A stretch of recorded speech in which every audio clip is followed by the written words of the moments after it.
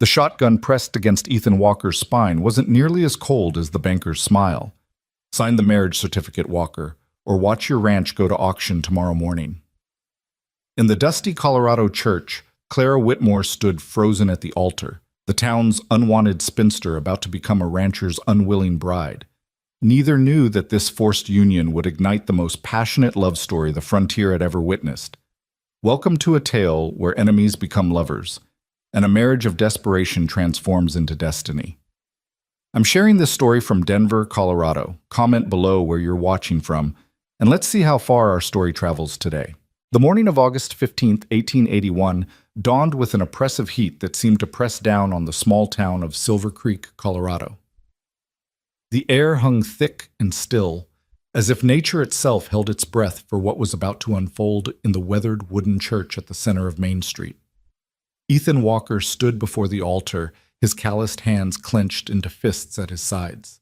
At 32, he cut an imposing figure, 6 feet 2 inches of lean muscle earned from years of working his ranch, with sun-weathered skin and eyes the color of winter storm clouds.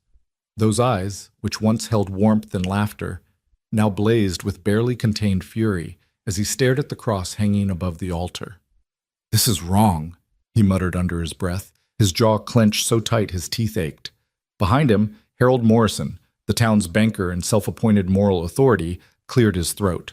"Wrong or right doesn't matter much when you're 3 months behind on your loan payments, does it, Walker?" The banker's voice dripped with false sympathy. "You should be thanking me for arranging this solution. Not many men would be so generous." Ethan's hands tightened further, his knuckles white. Generous. The word tasted like ash in his mouth. Morrison had cornered him 2 days ago with an ultimatum that still rang in his ears. Marry Clara Whitmore, the town's spinster schoolteacher, or lose everything his late wife Margaret had helped him build. "Margaret's barely been in the ground 8 months," Ethan had protested in Morrison's office, his voice raw with grief and rage.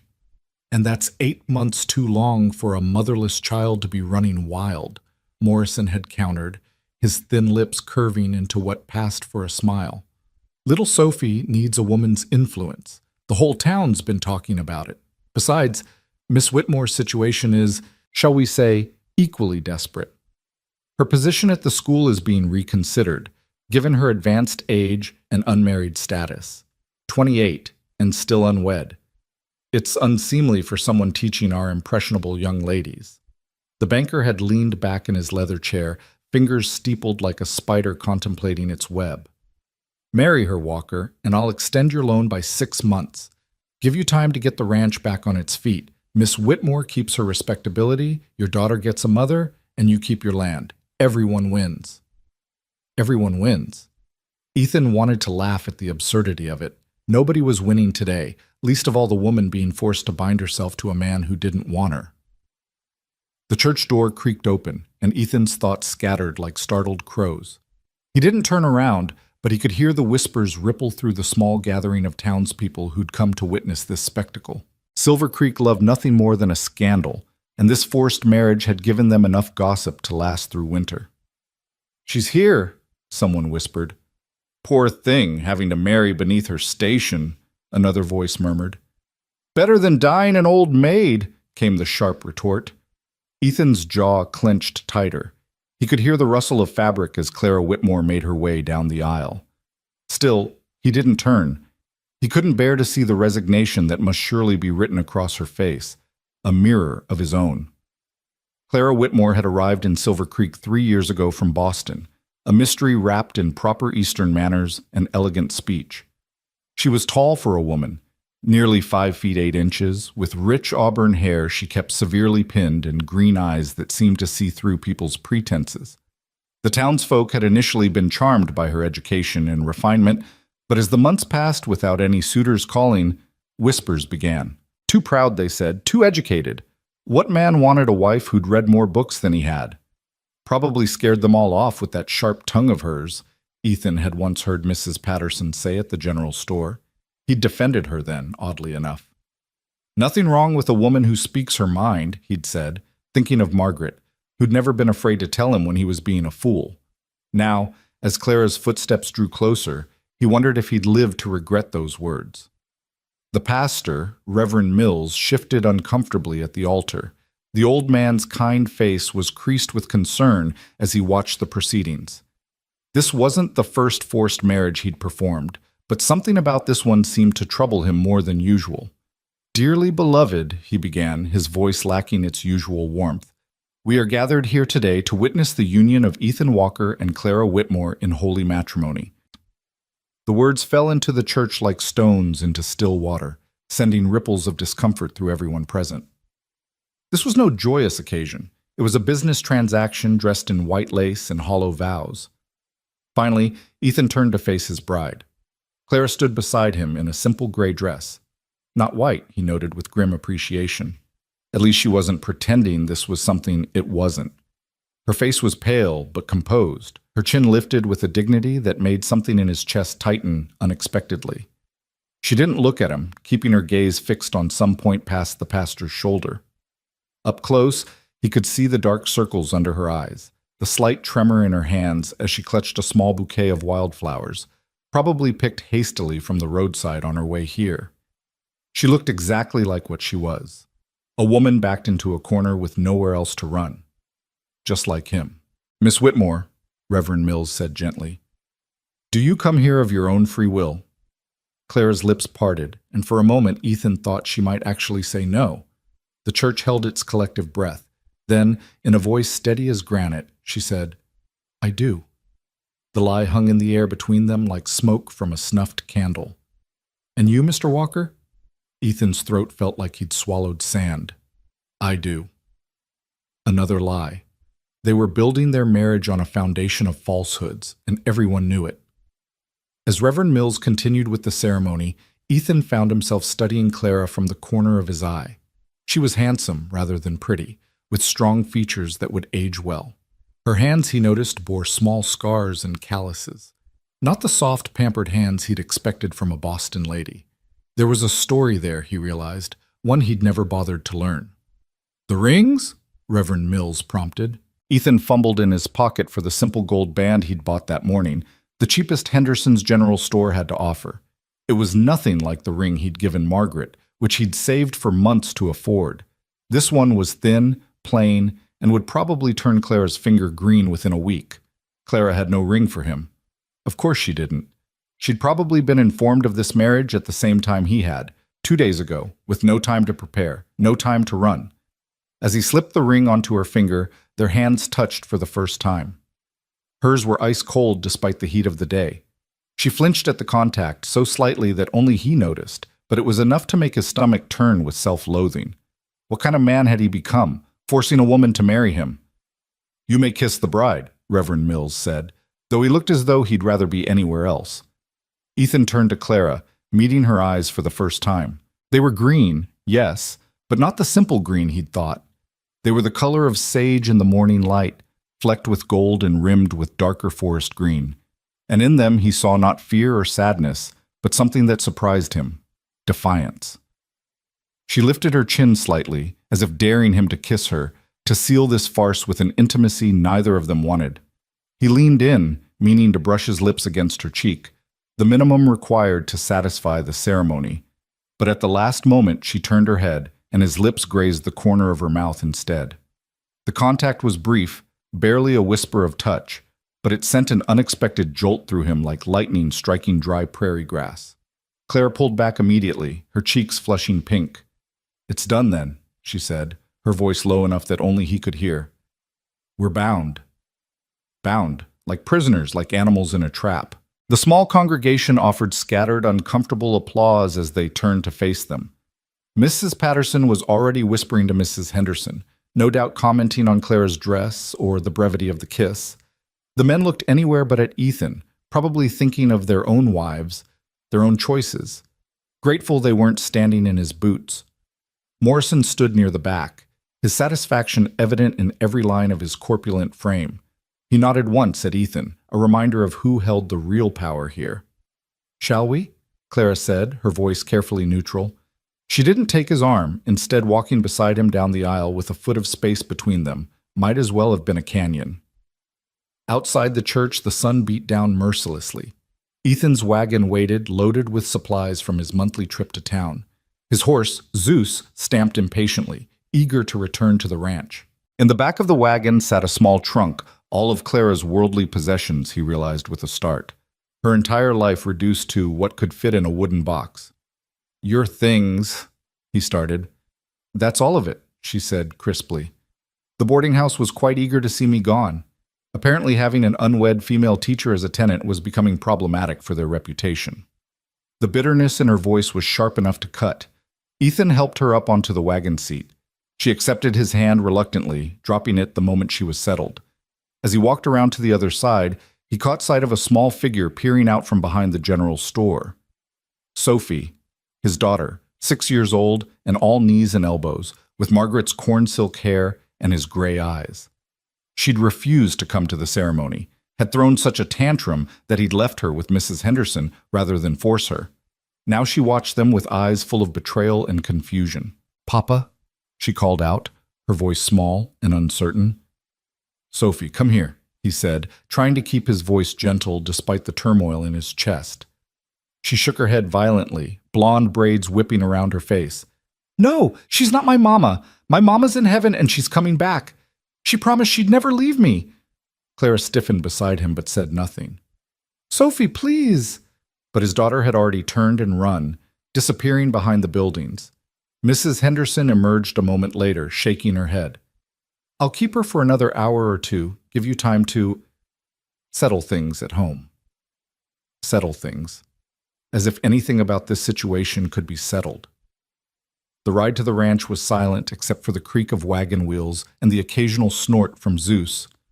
Clara sat ramrod straight beside him, her hands folded in her lap, gripping each other so tightly her knuckles were white. The wedding ring caught the sunlight, looking as out of place on her finger as she looked sitting beside him. The Double W Ranch, named for Walker and his late wife's maiden name, Williams, sat 15 miles outside of Silver Creek, nestled in a valley between two ridges that provided shelter from the worst of the winter winds. It wasn't the largest ranch in the county, but it had good water rights and prime grazing land. Or it had been prime before the drought last summer killed half his cattle and left him drowning in debt. As they crested the final hill, the ranch spread out before them. The main house was modest but sturdy, built from local timber with a stone foundation. Margaret had insisted on the wraparound porch, saying a home needed a place to watch sunsets and welcome visitors. Now the porch looked empty, forlorn, like it was waiting for someone who would never come home. "It's beautiful," Clara said quietly, surprising him. He glanced at her. "It needs work. Haven't had time for repairs since—" He stopped, unwilling to finish the sentence. "Since your wife died," Clara completed for him, her tone matter-of-fact rather than sympathetic. Mr. Morrison explained the situation quite thoroughly. Your wife's death, your debts, your need for someone to care for your daughter. He made it clear that this arrangement benefits us both. "And does it?" The question came out harsher than he intended. "Benefit you?" Clara turned to look at him fully for the first time since the ceremony. "I suppose that depends on your definition of benefit, Mr. Walker. I keep my position, avoid the shame of being dismissed for the crime of being unmarried, and gain a roof over my head that doesn't come with daily reminders of my failure to secure a husband through conventional means. Whether that constitutes a benefit or merely a different form of imprisonment remains to be seen." Her honesty was brutal, refreshing, and somehow exactly what he needed to hear. At least they weren't going to pretend. "Then we understand each other," he said. "I believe we do." As they pulled up to the house, Ethan saw the curtains twitch in the front window.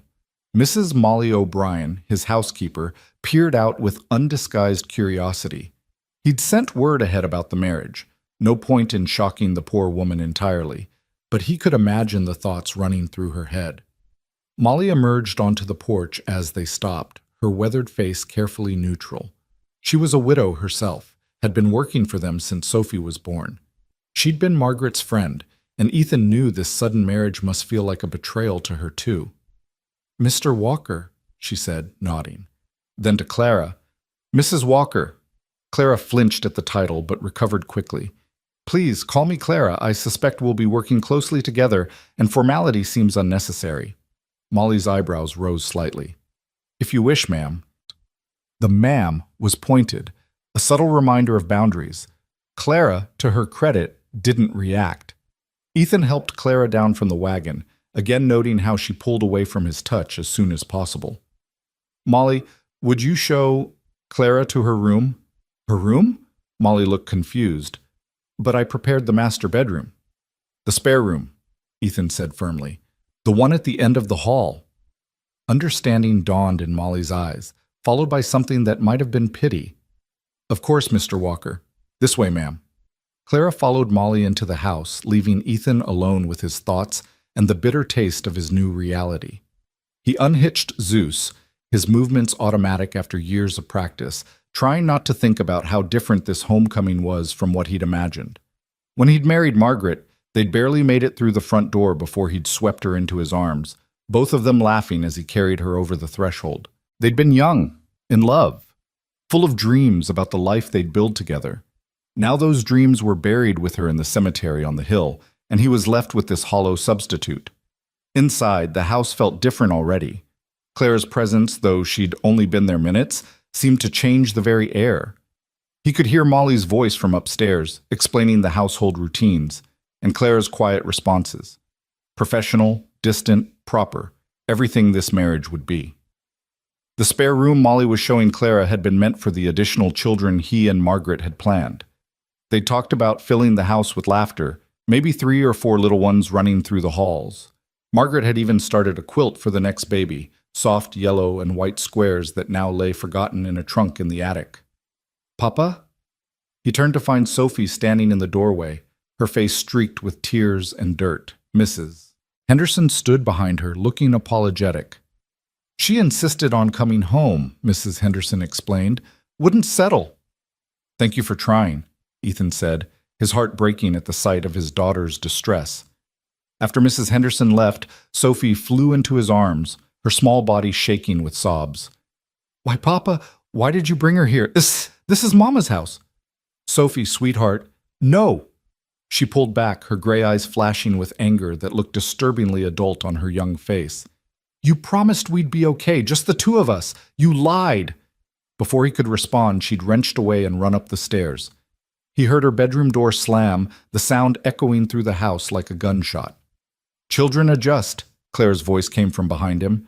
He turned to find her standing at the foot of the stairs, having changed from her wedding dress into a simple blue work dress. It will take time, but they adjust.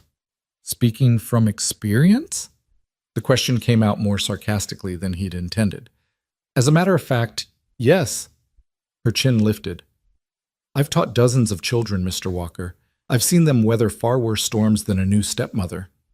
You're not her mother. The words were cruel, meant to wound, and he saw them hit their mark. Clara's composure cracked for just a moment, a flash of pain crossing her features before she rebuilt her walls. No, she agreed quietly. I'm not, and I won't pretend to be. But I am here, and I am now your wife, whether either of us likes it or not. We can make this situation bearable, or we can make it a misery. The choice is yours. She turned and walked into the kitchen, her back straight, leaving him standing alone in the hallway of his own home, feeling like a stranger. Dinner that evening was a disaster. Molly had prepared a fine meal, roasted chicken with potatoes and green beans from the garden, but it might as well have been sawdust. Sophie refused to come down, despite Ethan's repeated calls. Clara sat at Margaret's place at the table, though she'd tried to take a different chair before Molly had firmly directed her to the foot of the table opposite Ethan. It's your place now, Molly had said, though her tone suggested she didn't entirely approve. They ate in silence, the clink of silverware against plates unnaturally loud. Clara cut her food into precise, small pieces, chewing each bite thoroughly. Her manners were impeccable, her posture perfect. Everything about her screamed refinement and education, so different from Margaret's easy, natural grace. The chicken is excellent, Mrs. O'Brien, Clara finally said. Thank you, ma'am. More silence. I understand you have a library, Clara ventured, looking at Ethan. He nearly choked on his potato. A library? Mr. Morrison mentioned you had books. I thought perhaps a few shelves in the study, nothing fancy. He didn't mention that most of them had been Margaret's. that he hadn't been able to bring himself to even enter the study since her death. I see. Would you mind if I do whatever you want? The words came out harsh, dismissive. He saw her flinch slightly, saw Molly's disapproving look, but he couldn't seem to stop himself. This is your home now, after all. Clara set down her fork carefully. Mr. Walker, I understand this situation is not what either of us would have chosen, but taking your anger out on me serves no purpose. I didn't force you to marry me any more than you forced me. We are both victims of circumstance, and I would appreciate it if you could remember that. Her words were calm, measured, but there was steel beneath them. Ethan felt properly chastised, like a schoolboy caught pulling pigtails. You're right, he admitted grudgingly. My apologies. She nodded, picking up her fork again. Perhaps we should establish some ground rules for coexistence, such as we maintain separate rooms, as you've already arranged. We present a united front in public for appearance's sake. In private, we need not pretend affection we don't feel. I will fulfill the duties of running the household and caring for Sophie, should she allow it. You continue running the ranch. We stay out of each other's way as much as possible. It sounded cold, clinical, like a business contract, which Ethan supposed was exactly what their marriage was. And Sophie? I won't force myself on her. Children can't be rushed in matters of the heart. But I will be here, consistently, patiently, until she's ready to accept my presence. That could take a very long time. Then it takes a very long time. Clara met his gaze steadily. I'm not going anywhere, Mr. Walker. This marriage may be a prison for both of us, but I intend to make the best of it. I've survived worse situations with my dignity intact. I'll survive this too. There was something in her tone, a hint of past pain that made him wonder what those worse situations had been. But before he could ask, not that he would have, Sophie's voice rang out from upstairs. Papa, Papa, I need you. He was up and moving before the second call, taking the stairs two at a time. Sophie's door was still closed, but he could hear her crying inside. Sophie, sweetheart, what's wrong? I had a bad dream. About Mama. His heart clenched. The nightmares had been frequent in the months after Margaret's death, but they'd been getting better. Until today. Can I come in? Only you, not her. He entered to find Sophie huddled in her bed, her favorite doll, one Margaret had made for her, clutched to her chest. Her face was red and blotchy from crying. Tell me about the dream, he said, sitting on the edge of her bed. Mama was trying to come home, but she couldn't find the house because everything was different, because she was here. The venom in that last word was painful to hear from such a young child. Sophie, your mama isn't coming back. We've talked about this. But why did you have to bring someone else? Why couldn't it just be us? How could he explain to a 6-year-old about mortgages and debts, about the crushing weight of trying to hold everything together alone? How could he tell her that some nights he stood in the barn and screamed into the darkness because the grief was eating him alive? That he'd married Clara not just to save the ranch, but because Morrison was right. He was failing Sophie, failing to be both mother and father, failing to keep his promise to Margaret to take care of their little girl. Sometimes adults have to make hard choices, he said finally. This was one of them. I hate her, Sophie whispered. You don't even know her. I don't want to know her. Ethan sighed, pulling Sophie into his arms. She came willingly, burying her face in his shirt. I'm not asking you to love her, Sophie. I'm just asking you to be polite. Can you do that? For me? Sophie was quiet for a long moment. Will you make her go away if I'm good? Sophie, will you? We'll see, he said, hating himself for the half-truth. Now, try to get some sleep. He stayed until her breathing evened out, then carefully extracted himself and headed back downstairs. Clara was no longer in the dining room, but he found her in the kitchen, helping Molly with the dishes despite the older woman's protests. I'm perfectly capable, Mrs. O'Brien. I've been taking care of myself for years. It's not proper, Molly insisted. You're the lady of the house now. I'm a woman who knows how to wash dishes, Clara corrected gently, and I'd rather be useful than ornamental. She looked up as Ethan entered, her hands still in the soapy water. Is Sophie all right? Nightmare, he said shortly. About her mother? He nodded. That's natural. Change is frightening for children. She's processing grief and fear of abandonment simultaneously. She's 6, Ethan said defensively. She doesn't need to be analyzed. Clara dried her hands on a towel, her movements careful and deliberate.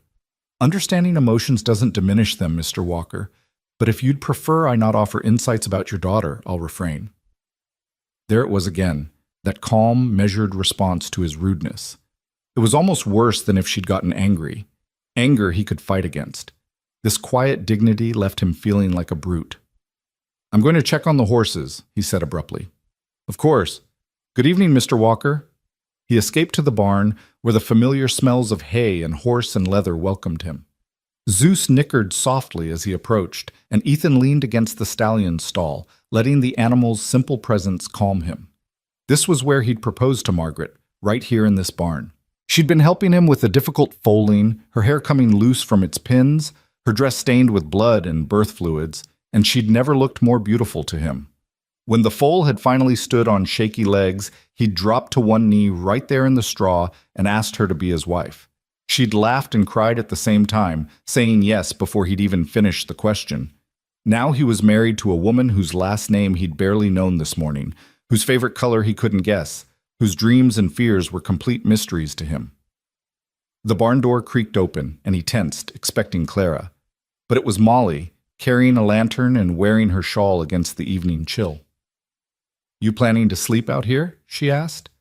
Considering it, Molly hung the lantern on a hook and leaned against the opposite stall. She's not what I expected. What did you expect? Someone weaker, I suppose. More desperate. But that one's got steel in her spine. Is that supposed to be a compliment? It's an observation.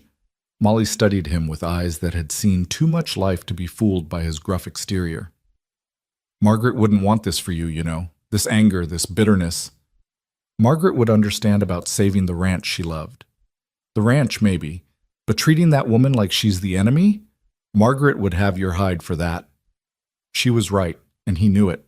Margaret had never had an unkind word for anyone, always seeing the best in people even when they didn't deserve it. She would have welcomed Clara, probably would have had them being friends within an hour. It's too hard, Molly, he admitted, his voice breaking. Looking at her sitting in Margaret's chair, knowing she'll be sleeping under Margaret's roof, taking care of Margaret's daughter. None of that belongs to Margaret anymore, boy, Molly said gently. It belongs to the living, and that includes you and that little girl who needs a mother, whether she knows it or not. Sophie will never accept her. Sophie's 6. 6-year-olds say they'll never eat vegetables either, but somehow they grow up just fine. Molly pulled her shawl tighter. Give it time. Both of you need to give it time. She left him alone with his thoughts and the soft sounds of horses settling for the night. Eventually, he had to go back inside. The house was quiet, a single lamp burning in the hallway. Clara's door at the end of the hall was closed, no light showing beneath it. He paused outside the master bedroom, his bedroom now, his alone. The room still smelled faintly of Margaret's lavender soap, though it had been months since she'd used it. Her clothes still hung in the wardrobe. He hadn't been able to bring himself to pack them away. Her brush still sat on the dresser, a few golden hairs still caught in its bristles. Tomorrow, he thought. Tomorrow he'd have Molly pack everything away. It wasn't fair to Clara living in a shrine to another woman. It wasn't fair to Sophie, who needed to accept that her mother wasn't coming back. And it wasn't fair to him, torturing himself with ghosts. But tonight, he lay in the bed he'd shared with his wife, staring at the ceiling, wondering how everything had gone so wrong so fast. 6 months ago, he'd had everything, a loving wife, a thriving ranch, a happy daughter. Now he had debts, a child who cried herself to sleep, and a stranger living down the hall who wore his ring but would never have his heart. The moonlight streaming through the window illuminated Margaret's sampler on the wall, the one she'd stitched during her pregnancy with Sophie. Home is where love lives. The words seemed to mock him now. What happened to a home when love died? What became of it when duty and desperation moved in where love used to be? Somewhere in the house, a floorboard creaked. Clara, moving around, perhaps unable to sleep in her new surroundings. He wondered what she was thinking, if she was crying into her pillow or staring dry-eyed at the ceiling like him. Did she have someone she'd left behind, A love that circumstances had torn away from her? Or had she always been alone, always on the outside looking in at other people's happiness? He realized with a start that he knew almost nothing about her. 3 years she'd been in Silver Creek, and all he knew was that she came from Boston, taught school, and read books. Who were her parents? Why had she left Boston? What had driven her west to a small Colorado town where she knew no one? The questions nagged at him, but he pushed them away. It didn't matter. They were married now, bound by law and necessity, but that didn't mean he had to know her. They could live as polite strangers, sharing a house, but not a life. It would be easier that way, safer. Because if he let himself know her, if he let her become real to him, then he might start to feel something. And feeling anything beyond the grief that had become his constant companion seemed like the ultimate betrayal of Margaret's memory. The clock in the hallway chimed midnight, marking the end of his wedding day. Ethan Walker closed his eyes and tried not to think about how many more empty days stretched ahead of him, tried not to wonder if Clara was lying awake counting them too, tried not to imagine what might have been if circumstances had been different for them both. Outside, a coyote howled in the distance, its lonely cry echoing across the valley. It sounded exactly like how he felt, wild, mournful, and utterly alone. The first week passed in a careful dance of avoidance. Clara rose before dawn, preparing breakfast with Molly's grudging assistance, and Ethan made sure to be in the barn by the time she entered the kitchen. They took their meals at opposite ends of the long table, Sophie's empty chair between them like an accusation. The child had taken to eating in her room, and neither adult had the energy to fight her on it. Clara spent her mornings attempting to learn the household routines, though Molly guarded her territory with fierce determination. "I've been doing this for 6 years, ma'am," she'd say whenever Clara offered to help with laundry or cooking. "I know what Mr. Walker likes." What Mr. Walker liked, Clara was learning, was to pretend she didn't exist. He spoke to her only when absolutely necessary, usually in clipped sentences that conveyed information and nothing more. "Storm coming tonight. Fence broke in the north pasture. Sophie needs new shoes before school starts. School." That was another source of tension. Clara had assumed she would continue teaching when the term began in 2 weeks, but Morrison had made it clear that married women didn't work outside the home in Silver Creek. "Your place is with your family now, Mrs. Walker," he'd said with that oily smile when she'd gone to town for supplies. "I'm sure your husband wouldn't want his wife working when there's so much to do at home." She'd wanted to tell him that her husband wouldn't notice if she sprouted wings and flew to the moon, but she'd held her tongue. Years of being the unwanted spinster had taught her the value of silence, of keeping her thoughts locked away where they couldn't be used against her. Now, on the 7th morning of her marriage, Clara stood at the kitchen window watching Ethan work with a young horse in the corral. The morning sun caught the sweat on his skin, making him glow like something out of a Renaissance painting. He moved with an easy grace, his voice low and soothing as he coaxed the nervous animal to accept the saddle. There was a gentleness in him that he showed to every creature on this ranch, except her. "He's good with horses," Molly said, coming to stand beside her. "Has a gift for it. Margaret used to say he could whisper the wildness right out of them." Margaret, always Margaret. The ghost that haunted every room, every conversation. Clara had found evidence of her predecessor everywhere. A forgotten hairpin under the bureau, recipes written in a flowing hand tucked into the cookbook, a half-finished letter to a cousin in Texas, still sitting in the desk drawer. The whole house was a monument to a dead woman's memory. "She was beautiful, wasn't she?" Clara said, not really asking. She'd seen the photograph on the mantel, the delicate features and laughing eyes captured forever in sepia tones. "Inside and out," Molly confirmed. "Never knew her to say an unkind word about anyone. She had a way of making everyone feel special, like they were the most important person in the world when she talked to them. Everything Clara wasn't. She was too tall, too sharp-tongued, too educated, too Eastern. She'd never had that easy way with people that seemed to come naturally to women like Margaret. She'd always been the one standing at the edge of gatherings, book in hand, watching others dance and laugh and fall in love. "You're not trying to be her, are you?" Molly asked, and there was something almost kind in her voice. "How could I? I don't even know who I'm supposed to be here. Not a wife, certainly, not a mother. I'm a placeholder, Mrs. O'Brien. A warm body to satisfy the bank and the town gossips." Molly was quiet for a moment, then said, "You know, when Margaret first came here, She didn't know how to do anything. Couldn't cook, couldn't sew, couldn't tell a chicken from a rooster. She'd grown up in town. Her father was a shopkeeper. First time she tried to milk a cow, she got kicked so hard she had a bruise for 3 weeks. Clara turned to look at the older woman, surprised. The perfect Margaret had been imperfect once? My point is, Molly continued, everyone has to start somewhere. Even saints were sinners once. Before Clara could respond, Sophie burst through the back door, her face streaked with tears and dirt. Papa's horse threw him. He's hurt. Clara's heart stopped. She was running before she consciously decided to move, following Sophie's frantic figure toward the corral. She could see a crowd gathering, the ranch hands who'd been working nearby, all clustered around something on the ground. Ethan was sitting up when she reached him, blood streaming from a gash above his left eye. His shirt was torn, and she could see scrapes along his ribs where he'd hit the ground. I'm fine, he was saying to Tom, his foreman. Just got careless. You're bleeding, Clara said, dropping to her knees beside him without thinking. She pulled her handkerchief from her pocket, pressing it against the cut. And you might have a concussion. Can you see straight? How many fingers am I holding up? I said I'm fine, he growled, trying to pull away, but she caught his chin with her free hand, forcing him to look at her. How many fingers? Their eyes met, and for a moment the rest of the world fell away. This close, she could see flecks of blue in his gray eyes, could smell the leather and sweat and something uniquely him. His pupils were equal, responsive. No concussion then. 3, he said quietly. Good. Can you stand? He nodded, and Tom helped him to his feet.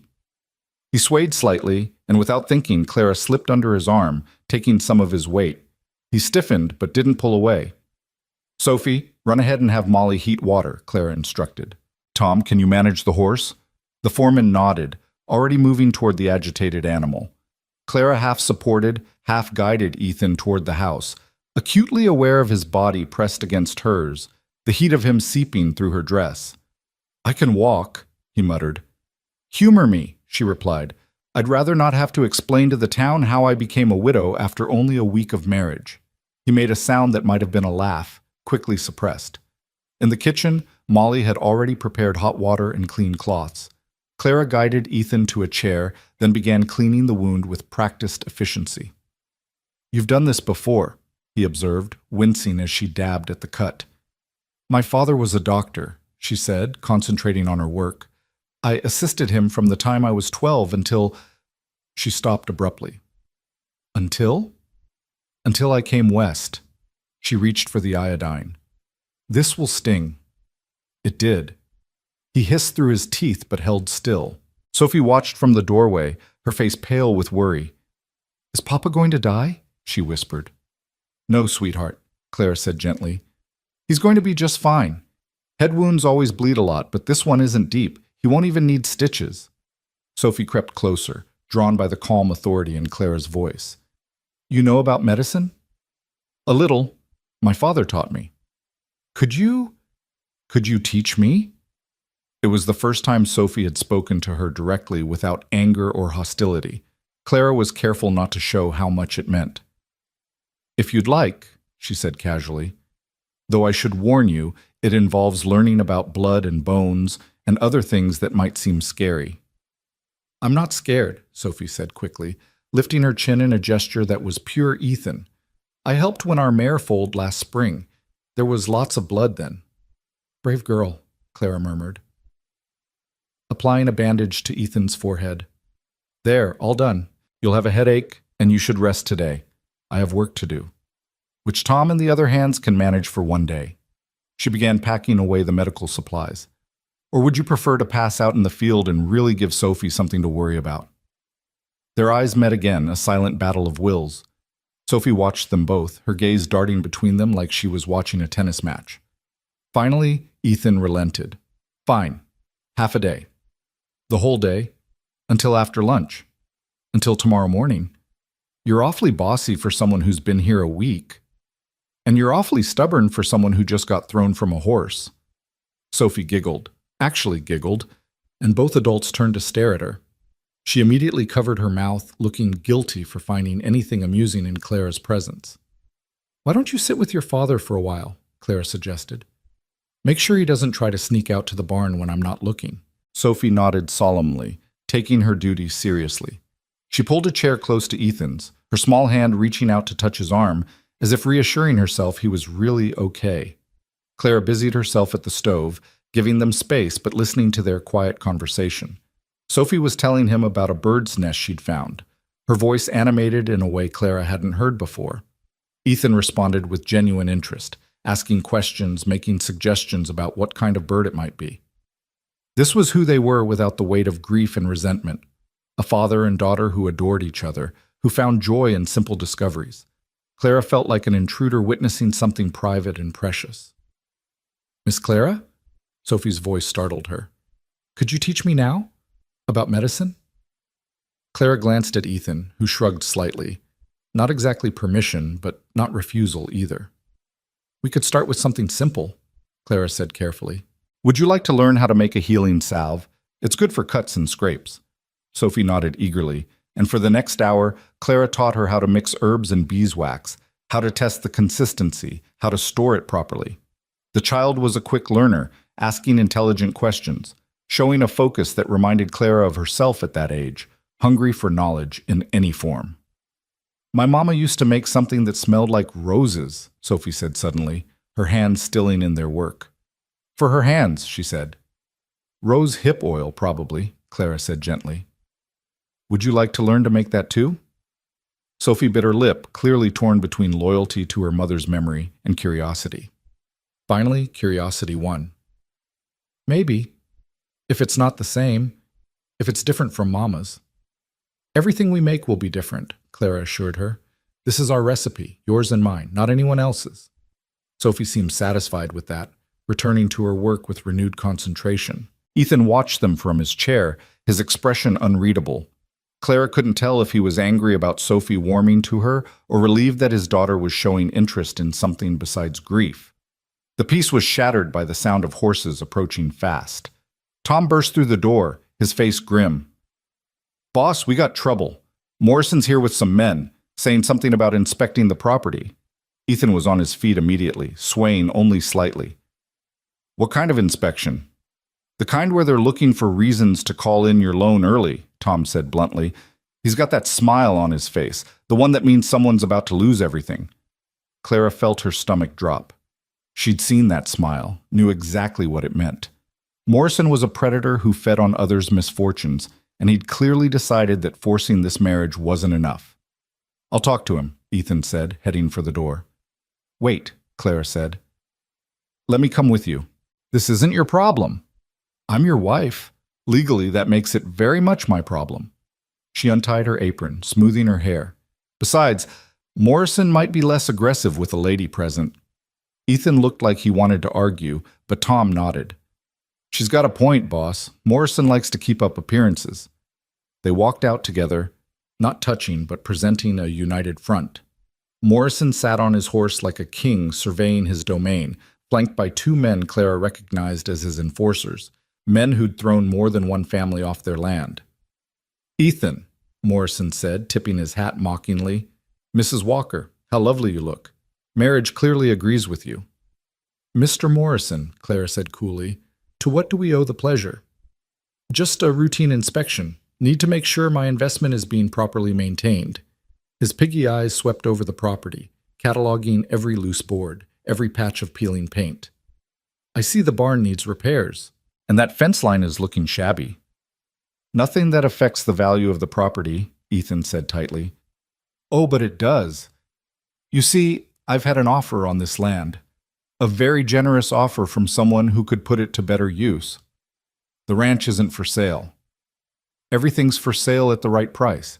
And when you default on your loan, which, let's be honest, we both know you will, I'll be happy to facilitate the transfer." Clara stepped forward. "May I see the loan documents, Mr. Morrison?" He blinked, clearly not expecting that. "I beg your pardon?" "The loan documents, the original agreement my husband signed. I'd like to review them." "Whatever for, it's hardly a woman's concern." "On the contrary, as Ethan's wife, his debts are now mine. I have every right to understand our financial obligations." She held out her hand expectantly. Morrison's face reddened. "I don't carry such documents with me." How convenient. Then I suppose this inspection will have to wait until you can produce them. After all, we wouldn't want any misunderstandings about the terms of the agreement. The terms are simple. He owes me money. If he can't pay, he loses the ranch. The specific terms, Mr. Morrison. Payment schedules, interest rates, penalties. All the details that I'm sure a businessman of your reputation would have carefully documented. Morrison's eyes narrowed. You're quite the little lawyer, aren't you? I'm a woman who reads contracts before signing them. A habit I learned from my father. Your father the doctor? My father the doctor who also happened to have a law degree from Harvard.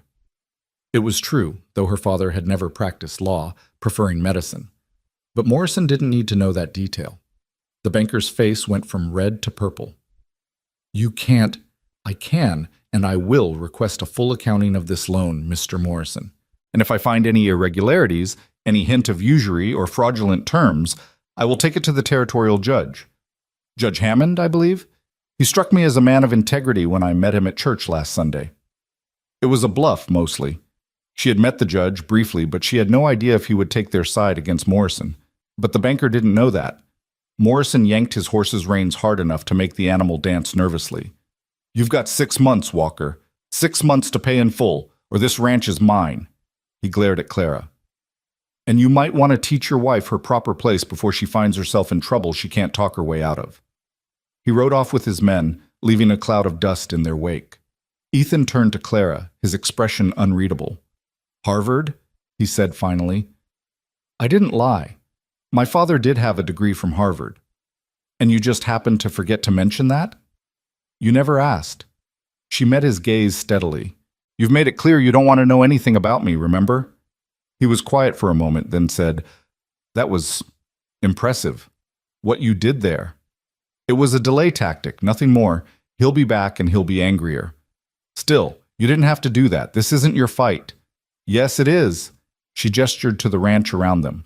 This is my home now, whether either of us likes it or not. If Morrison takes this ranch, I lose too. Sophie loses. We all lose. So it's about self-preservation. Partly. She hesitated, then added, and partly because men like Morrison have been making women like me dance to their tune my whole life. I'm tired of it. Something shifted in his expression, a recognition of shared experience. They'd both been forced into this marriage by Morrison's machinations, both been stripped of their choices. We need to look at those documents, Clara said. The real ones. There might be something we can use. They're in the study, Ethan said slowly. I haven't been in there since Margaret died. It was her favorite room. Would you like me to get them? He shook his head. No, it's time. I need to stop avoiding it. They walked back to the house together, and Clara was surprised when Sophie slipped her hand into hers as they entered. The gesture was tentative, ready to be withdrawn at the first sign of rejection. Clara kept her grip gentle, neither holding too tight nor letting go. The study door had been closed for so long the hinges creaked in protest. The room beyond was frozen in time, dust motes dancing in the afternoon sunlight streaming through lace curtains. Books lined 2 walls, their spines showing an eclectic mix of interests: poetry, agriculture, history, novels. A delicate writing desk sat near the window, papers still scattered across its surface, as if Margaret had just stepped out for a moment. Ethan stood in the doorway like he was facing a firing squad. Clara could see the pain etched in every line of his body. She loved this room, he said quietly. Spent hours here reading, writing letters. She was teaching herself Latin from those books over there. Said she wanted Sophie to have a proper education, not just the basics they teach at the town school. She sounds like she was remarkable, Clara said honestly. She was. He moved into the room slowly, running his fingers along the desk's surface. She would have liked you, I think. You're both fighters in your own ways. It was the kindest thing he'd said to her since their wedding. Clara didn't know how to respond, so she stayed silent. Ethan opened a drawer in the desk, pulling out a leather portfolio. The loan documents are in here. Margaret kept all the important papers organized. She had a better head for numbers than I did. They spread the papers on the desk, Clara pulling up a chair while Ethan stood behind her, close enough that she could feel the warmth radiating from his body. Sophie had wandered over to the bookshelves, running her small fingers along the spines with reverent care. "Here," Clara said, pointing to a clause in the contract. "This interest rate is higher than what he told you originally, isn't it?" "Yes." "He said it was 8%, but this says 12. And here, this penalty clause. It says if you miss even one payment, he can call in the entire loan immediately. That's not standard." "I didn't read it carefully," Ethan admitted. "Margaret was sick, dying, and I just needed money for the doctor, for medicine. I would have signed anything." Clara heard the guilt in his voice, the self-recrimination. "He took advantage of your desperation. That's what men like Morrison do." She continued reading, her finger tracking along the lines of text. There was something here, something not quite right about the language, the terms. Her father had taught her to read contracts, had shown her how unscrupulous men hid their tricks in legal language. "Wait," she said suddenly. "This date. When did you sign this?" "March 15th. "But this is dated March 20th. And look, the interest rate calculation starts from March 1st, not the date of signing." Ethan leaned closer, his breath stirring her hair. "He's been charging me interest for weeks before I even got the money?" "Not just that. If the date is wrong, the whole contract might be void, or at least questionable enough to take to a judge." She turned to look at him, not realizing how close he was.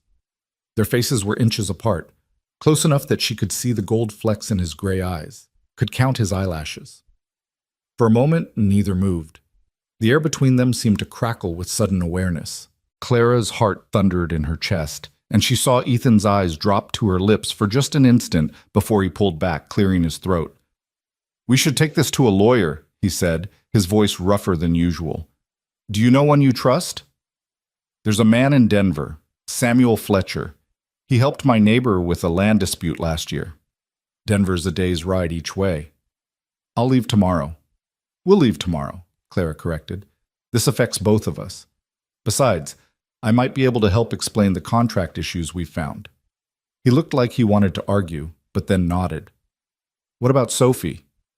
"I can stay with Molly," Sophie piped up from where she'd been listening. "I'll be good, I promise." It was the first time she'd volunteered to make things easier for Clara.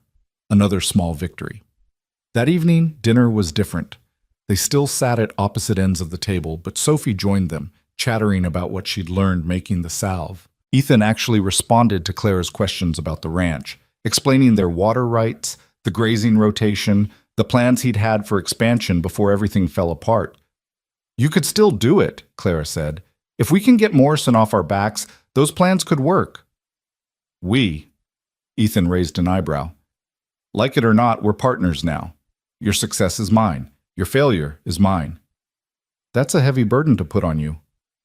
"I've carried heavier," she said quietly, and again he gave her that look like he was trying to solve a puzzle.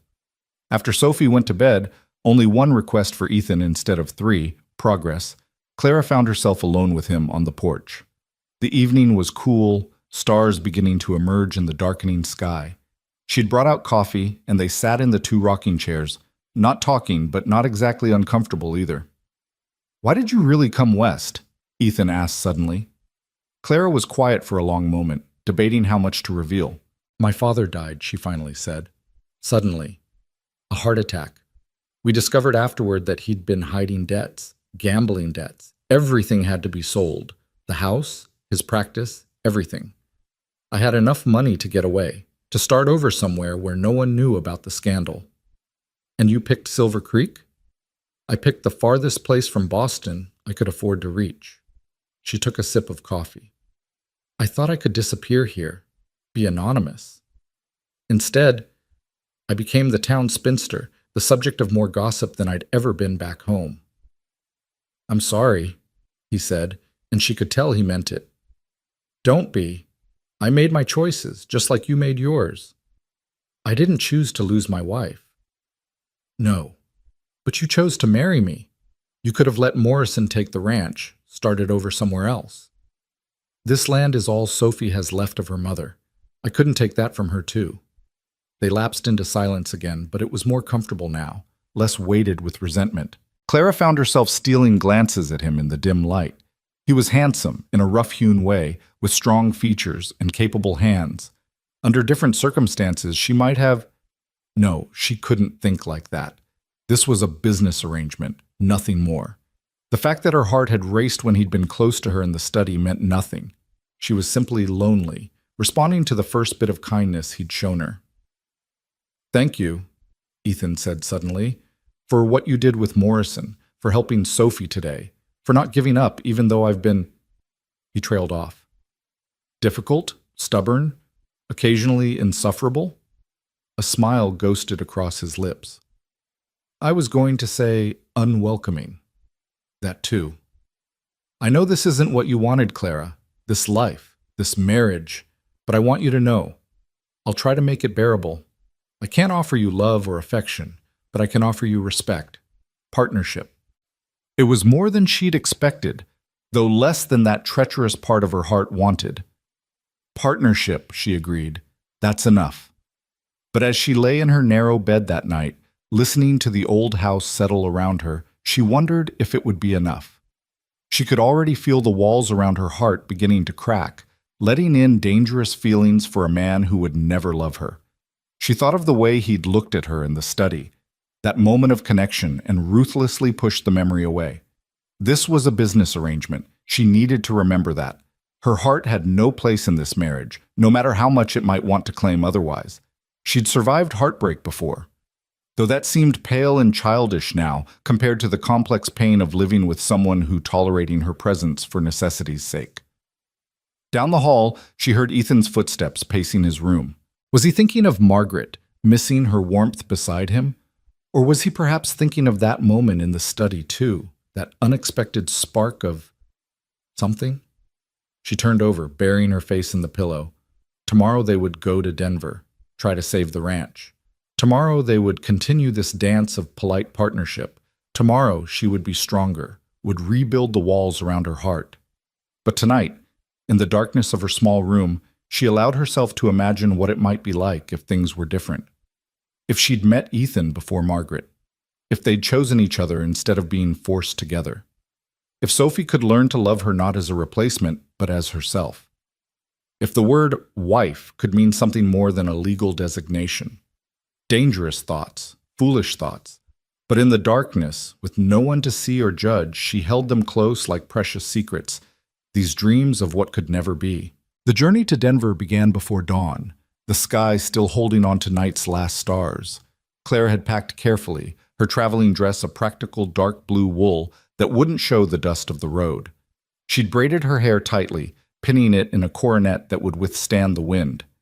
When she emerged from her room, she found Ethan already waiting by the wagon, checking the horses' harnesses one final time. "You could have woken me earlier to help," she said, climbing up onto the seat without waiting for his assistance. "Didn't want to disturb you."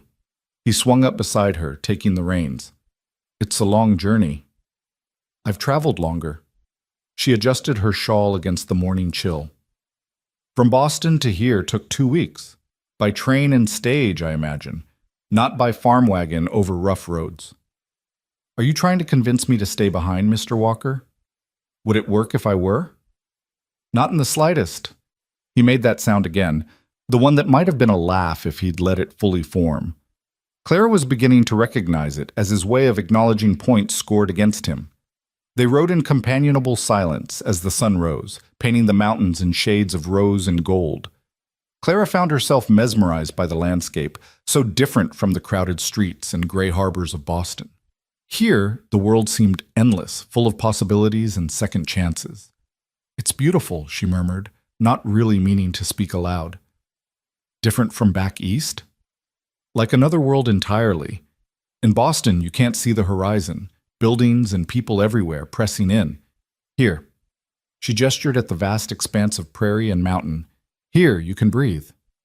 Margaret said something similar when she first came out. His voice was thoughtful rather than pained. Said the space made her feel small but free at the same time. That's exactly it. Clara glanced at him. Where was she from originally? St. Louis. Her father ran a dry goods store there, but he had dreams of cattle ranching. Brought the whole family out when Margaret was 16.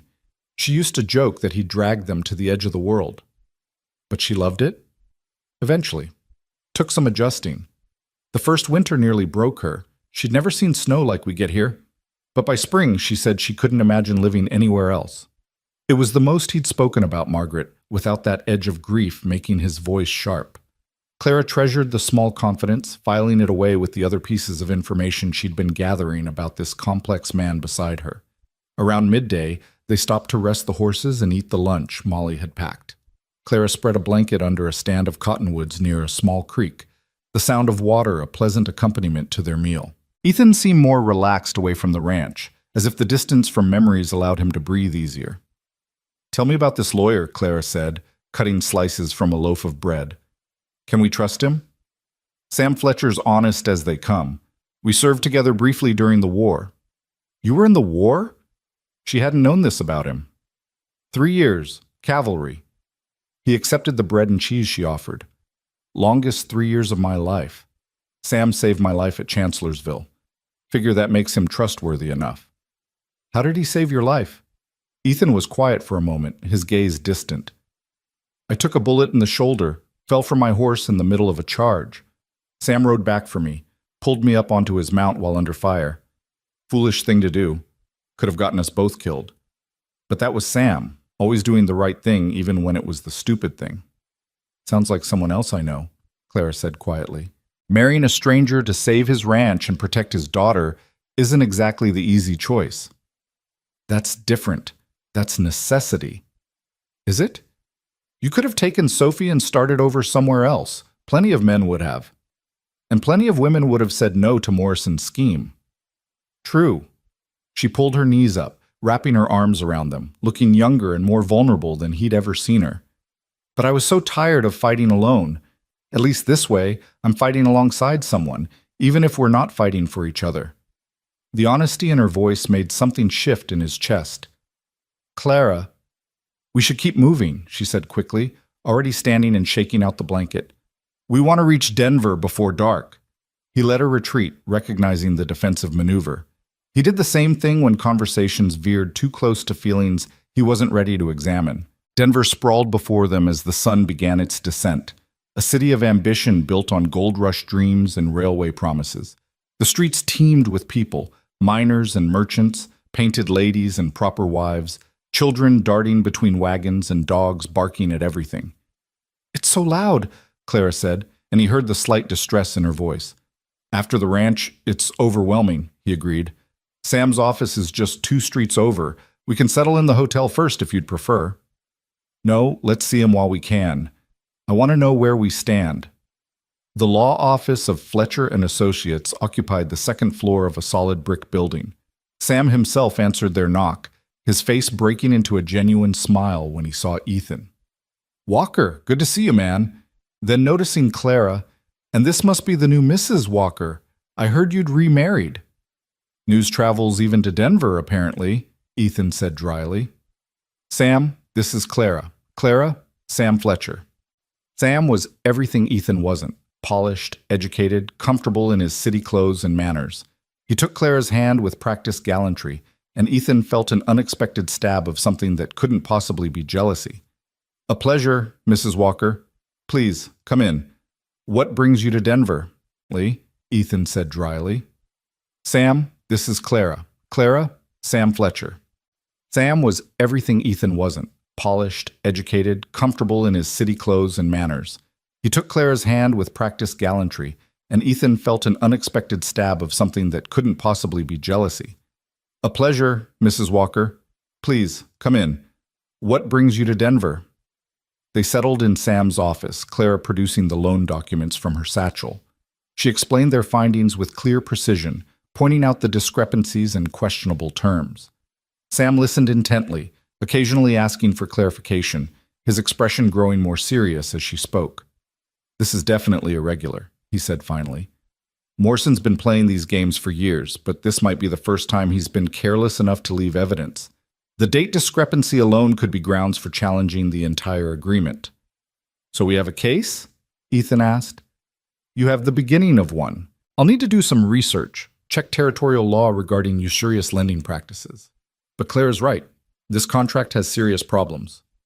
"How long before we'd have an answer?" Claire asked.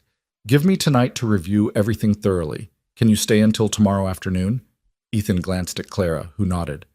We'll be at the Imperial Hotel. Sam stood, shaking their hands again. This is good work, Clara. Have you studied law? Only what my father taught me. He believed women should understand contracts and legal matters, even if we can't practice law ourselves. A forward-thinking man. We could use more like him. Sam's smile was warm, appreciative, and Ethan found himself stepping slightly closer to Clara. We should go, he said abruptly. Find our rooms before full dark. Outside, Clara seemed energized by the meeting. He seems competent, and he clearly respects you. Sam's a good man, one of the few I trust completely. You don't trust easily, do you? Not anymore. The words came out harder than intended. The Imperial Hotel was modest but clean, and Ethan requested 2 rooms as expected, but the clerk shook his head apologetically. I'm sorry, sir, but we only have 1 room available. There's a cattlemen's convention in town, and we're nearly full. Clara's face remained carefully neutral, but Ethan saw her hands tighten on her reticule. We'll find another hotel, Ethan said. I'm afraid you'll find the same situation everywhere, sir. The whole city's booked. You're lucky we have even 1 room. They looked at each other, a silent conversation passing between them. Finally, Clara spoke. We'll take it. The room was small but pleasant, with a single bed, a washstand, and a chair by the window. They stood awkwardly in the doorway, neither wanting to be the first to enter. I'll sleep in the chair, Ethan said. Don't be ridiculous. You're too tall. You'll be in agony by morning. I'll take the chair. Clara, or we could be adults about this, she said, her cheeks pink but her chin lifted in that defiant way he was beginning to recognize. The bed is large enough. We can share it without anything improper happening. The thought of lying beside her, even fully clothed, even with careful distance between them, made his pulse race in a way it hadn't since Margaret, which was exactly why he shouldn't agree to it. All right, he heard himself say. They took turns preparing for bed, Clara disappearing down the hall to the women's washroom while Ethan changed into the clean shirt and trousers he'd brought. When she returned, she was wearing a high-necked nightgown covered by a wool wrapper, her hair loose in a braid down her back. She looked younger, softer, and he had to turn away from the sight. They lay down with careful precision, each claiming their edge of the mattress with a good foot of space between them. The silence was deafening, broken only by the sounds from the street below and their carefully regulated breathing. Ethan? Clara's voice was barely a whisper in the darkness. Yes? What if this doesn't work? The legal challenge, I mean. What if Morrison still takes the ranch? He stared at the ceiling, considering. Then we start over. Find somewhere else. Build something new. We're married, aren't we? For better or worse. She was quiet for so long he thought she'd fallen asleep. Then, so softly he almost missed it. I never expected you to honor that part. I may not be a good husband, Clara, but I keep my vows. All of them. He felt the mattress shift as she turned to look at him, though he kept his eyes fixed upward. You're not as bad a husband as you think. I've barely been a husband at all. You've been grieving. That's understandable. For how long? How long before it becomes an excuse rather than a reason? There's no timeline for grief, Ethan. It takes what it takes. Margaret would have wanted me to move on, to be happy. But you're not ready. No, he admitted. But I'm trying. You deserve that much, at least. Me, trying. Now she was definitely looking at him. He could feel the weight of her gaze. That's more than I expected when I stood at that altar. Unable to resist, he turned his head to meet her eyes. In the moonlight filtering through the window, her face was all planes and shadows, beautiful in a way that had nothing to do with conventional prettiness and everything to do with strength and intelligence and unexpected kindness. What did you expect? He asked. Tolerance, resentment, maybe eventual indifference if I was lucky. And instead, I got a man who's honorable even in his pain, who loves his daughter more than his own happiness, who's trying to be fair even when life has been anything but fair to him. The words hung between them, too honest, too revealing. Ethan felt something crack inside his chest, some wall he'd built around his heart beginning to crumble. Clara, A crash from the room next door broke the moment, followed by drunken laughter and singing. The spell shattered, and they both turned away, returning to their careful positions on opposite sides of the bed. But something had changed in that moment of connection. The space between them no longer felt like a gulf, but like a bridge waiting to be crossed. When Clara's breathing eventually deepened into sleep, Ethan found himself listening to the sound, finding an unexpected comfort in her presence. He thought of Margaret, wondering what she would make of this situation. She'd always been the romantic one, believing in fate and destiny and love conquering all. She would probably laugh at the irony of him lying beside a woman he was beginning to respect, maybe even like, while holding himself apart out of loyalty to her memory. "You always were too stubborn for your own good, Ethan Walker," he could almost hear her say. "Stop punishing yourself and that poor woman for being alive." When he finally slept, he dreamed not of Margaret, but of green eyes flecked with gold and a voice saying "we," like it was a promise. Morning came too soon and not soon enough. They dressed with awkward efficiency, careful not to look at each other, both hyper-aware of the intimacy they'd shared. Breakfast in the hotel dining room was a silent affair, though not uncomfortably so. It was as if they were both processing something, turning it over in their minds like a puzzle piece that didn't quite fit anywhere yet. Sam's news, when they returned to his office, was better than they'd hoped. "Morrison's in serious trouble if this goes before a judge," he said, spreading out additional documents he'd researched. "The territorial laws are clear about usury, and the interest rate he's charging exceeds legal limits. Combined with the date discrepancies and the unclear terms, you have grounds not just to challenge the loan, but potentially to have it declared void." "What does that mean exactly?" Claire asked, leaning forward. "It means Morrison might have to return any payments already made and cancel the debt entirely.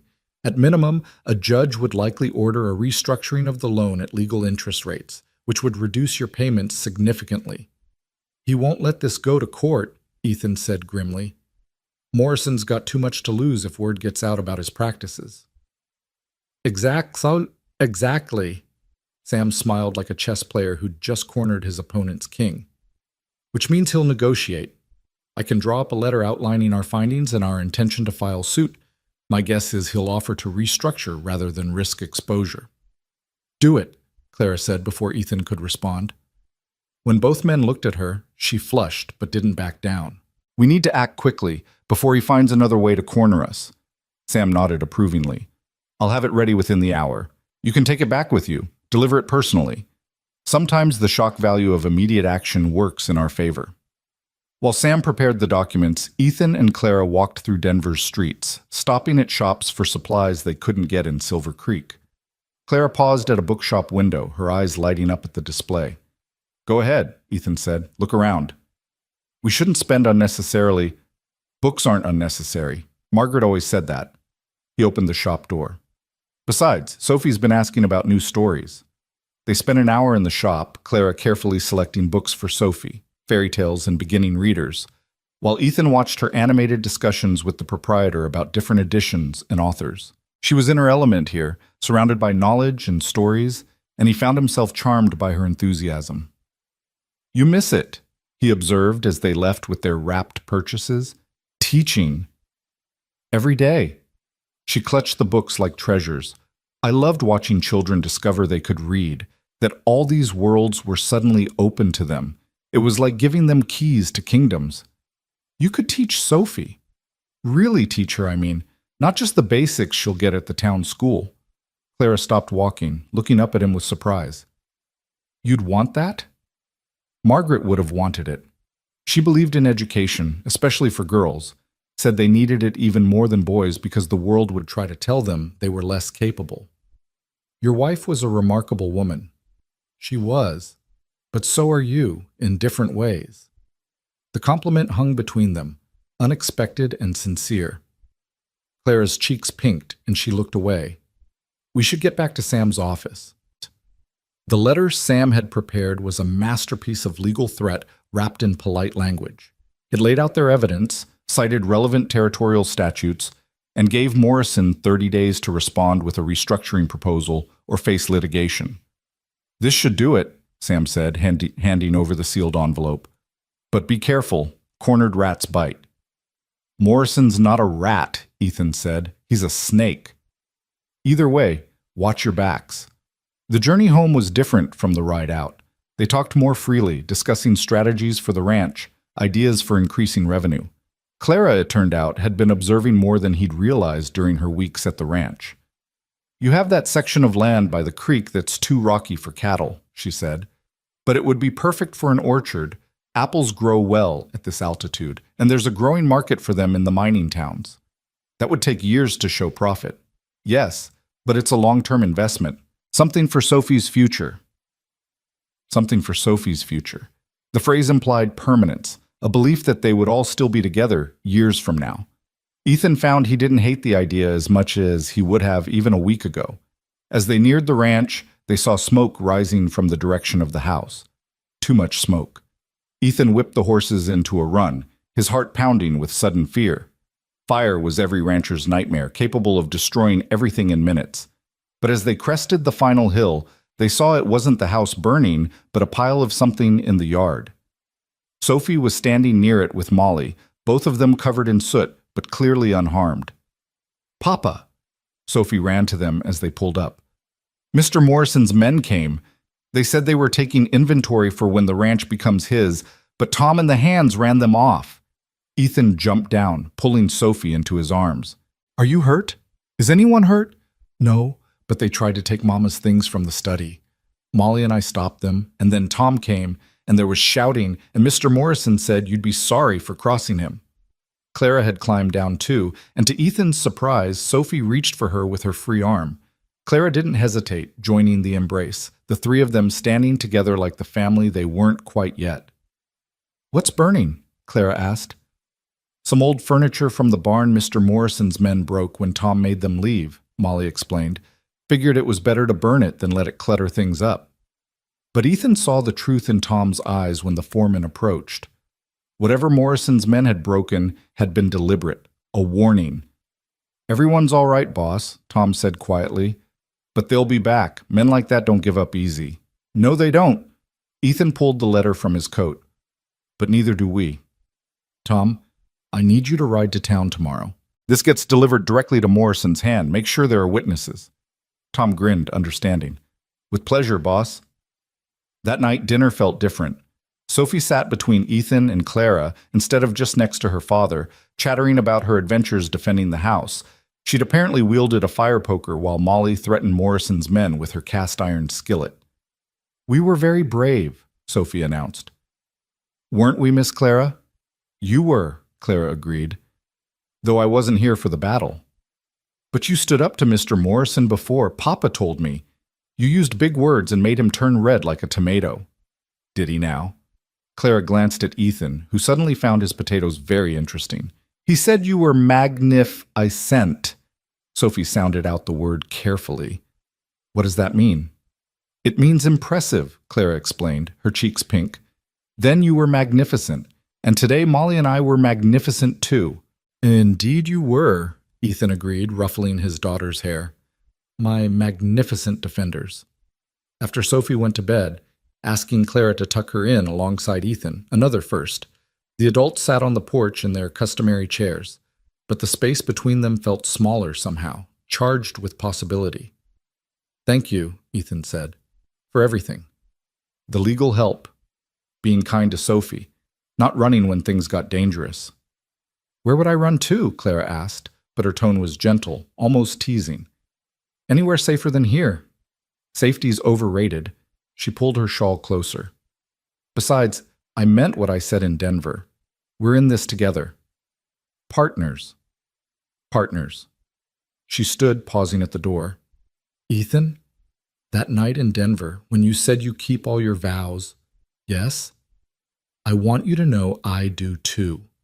I may not have chosen this marriage, but I choose to honor it. Whatever comes." She went inside before he could respond, leaving him alone with the stars, and the growing realization that somewhere between I do and Denver, he'd begun to see her not as an obligation, but as possibility. Not Margaret, never Margaret, but Clara. Complex, intelligent, brave Clara, who stood up to bullies and taught his daughter about medicine and looked beautiful in moonlight. The thought terrified him. It felt like betrayal, like forgetting, like moving on. But it also felt like spring after a long winter, like the first green shoots pushing through frozen ground. Life insisting on itself despite loss, despite grief, despite the thousand reasons it shouldn't. In the house, he heard Clara moving around her room, preparing for bed. Soon, she'd be lying in that narrow bed, perhaps thinking of their shared night in Denver, perhaps wondering like he was what it meant that the space between them was shrinking with each passing day. Morrison would retaliate. The fight for the ranch was far from over. There would be more challenges, more dangers. But for the first time since Margaret's death, Ethan didn't feel like he was facing them alone. He had Clara now, unexpected, unsought, but increasingly essential Clara. "We," she'd said, like it was the most natural thing in the world. And maybe, just maybe, it was starting to be. Morrison's response came 3 days later, delivered not by messenger but by the man himself, accompanied by Sheriff Bradley and 2 deputies. Ethan was mending fence in the north pasture when he saw the riders approaching, their dust cloud visible long before their faces. He whistled sharply, the signal that brought Tom and the other hands running. "Stay calm," he told his men.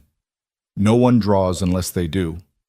But it was Clara who met them at the house, standing on the porch with Sophie behind her, partially hidden by her skirts. She'd seen them coming from the window where she'd been teaching Sophie arithmetic, and something in their formation had warned her this wasn't a social call. "Mrs. Walker?" Morrison tipped his hat mockingly. "How charming you look today. Is your husband about?" "He's working, as honest men do," Clara replied evenly. "Perhaps I can help you?" "I doubt that very much." Morrison pulled a document from his coat. "This is a court summons. Seems there's been some question about damages to my property." "What damages?" Clara kept her voice steady, though her heart was racing. "My men report they were assaulted while conducting legal business on this ranch. One has a broken nose, another a cracked rib. I'm seeking compensation." "Your men were trespassing," Clara said, "and any injuries they sustained were the result of their own aggressive behavior." Sheriff Bradley shifted uncomfortably in his saddle. He was a decent man, Clara knew, but Morrison held his mortgage too. The whole town was caught in the banker's web one way or another. Ethan arrived then, Zeus lathered from the hard ride. He dismounted smoothly, positioning himself between Clara and Morrison. "What's this about?" Morrison repeated his claims, embellishing the story with each telling. According to him, his men had been peacefully documenting property when they were set upon by ranch hands wielding clubs and firearms. "That's a lie," Tom said, having just arrived. "They were trying to force their way into the house. Mrs. O'Brien hit one with a skillet when he grabbed Miss Sophie." "A violent household indeed," Morrison said smoothly. "I'm sure the judge will be interested to hear about the dangerous environment young Sophie is being raised in. Perhaps the child would be better off in more civilized care." The threat was clear. Clara felt Ethan tense beside her, saw his hand move toward his gun. She caught his wrist, squeezing gently. "Sheriff Bradley," she said, stepping forward. "You're a fair man. Will you take statements from all witnesses, not just Mr. Morrison's men?" The sheriff looked uncomfortable, but nodded. "That would be proper, ma'am." "Then please, come inside. Mrs. O'Brien can tell you exactly what happened." The next hour was tense, with Molly providing her account while Morrison's face grew progressively redder. The housekeeper was unshakable in her testimony, and even Morrison's attempts to twist her words failed. "The man put his hands on Miss Sophie," Molly stated firmly, "tried to carry her off when she wouldn't tell him where her papa kept his papers. Any mother would have done what I did, and what Mrs. Walker would have done if she'd been here." "She's not the child's mother," Morrison snapped. "She is now," Sophie piped up, surprising everyone. "Papa married her, so she's my mother now. Maybe not my first mother, but my now mother." Clara's eyes filled with tears. She quickly blinked away. Ethan's hand found hers, squeezing briefly in acknowledgement of the moment. Sheriff Bradley closed his notebook. "Seems to me this was a misunderstanding that got out of hand. No charges will be filed on either side." Morrison's face purpled. "This is outrageous. I demand—" "You demand nothing on my ranch," Ethan said quietly, dangerously. "You've had your investigation, Sheriff. Now I'll thank you all to leave." Morrison leaned forward in his saddle. "You have 30 days, Walker. 30 days to pay in full, or I'll take this ranch piece by piece. and your little lawyer friend in Denver can't help you with that."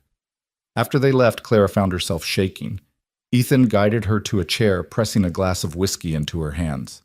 "Drink," he ordered gently. "I don't usually eat. Today you do." The liquor burned, but it stopped the trembling. Sophie climbed into her lap, something she'd never done before, and Clara held her close. "Did I do good?" Sophie whispered. "Calling you my now mother?" "You did perfect, sweetheart," Clara whispered back, kissing the top of her head. That evening, after Sophie was asleep, Ethan found Clara in the study going through ledgers by lamplight. She'd taken to working there in the evenings, and he no longer felt the sharp pain of seeing someone else in Margaret's space. "What are you doing?" "Looking for money," she said bluntly. "We need $3,000 in 30 days, or we need to find legal grounds to stop him. 3,000 might as well be 3 million. Not necessarily." She showed him her calculations. "If we sold off some cattle now, even at reduced prices, that's 800. The horses you've been training could bring 500 if we found the right buyer. There's timber on the eastern section we could sell logging rights to. That would destroy the watershed. Not if we limit it, specify which trees." She rubbed her eyes tiredly. "I've been corresponding with some contacts in Boston.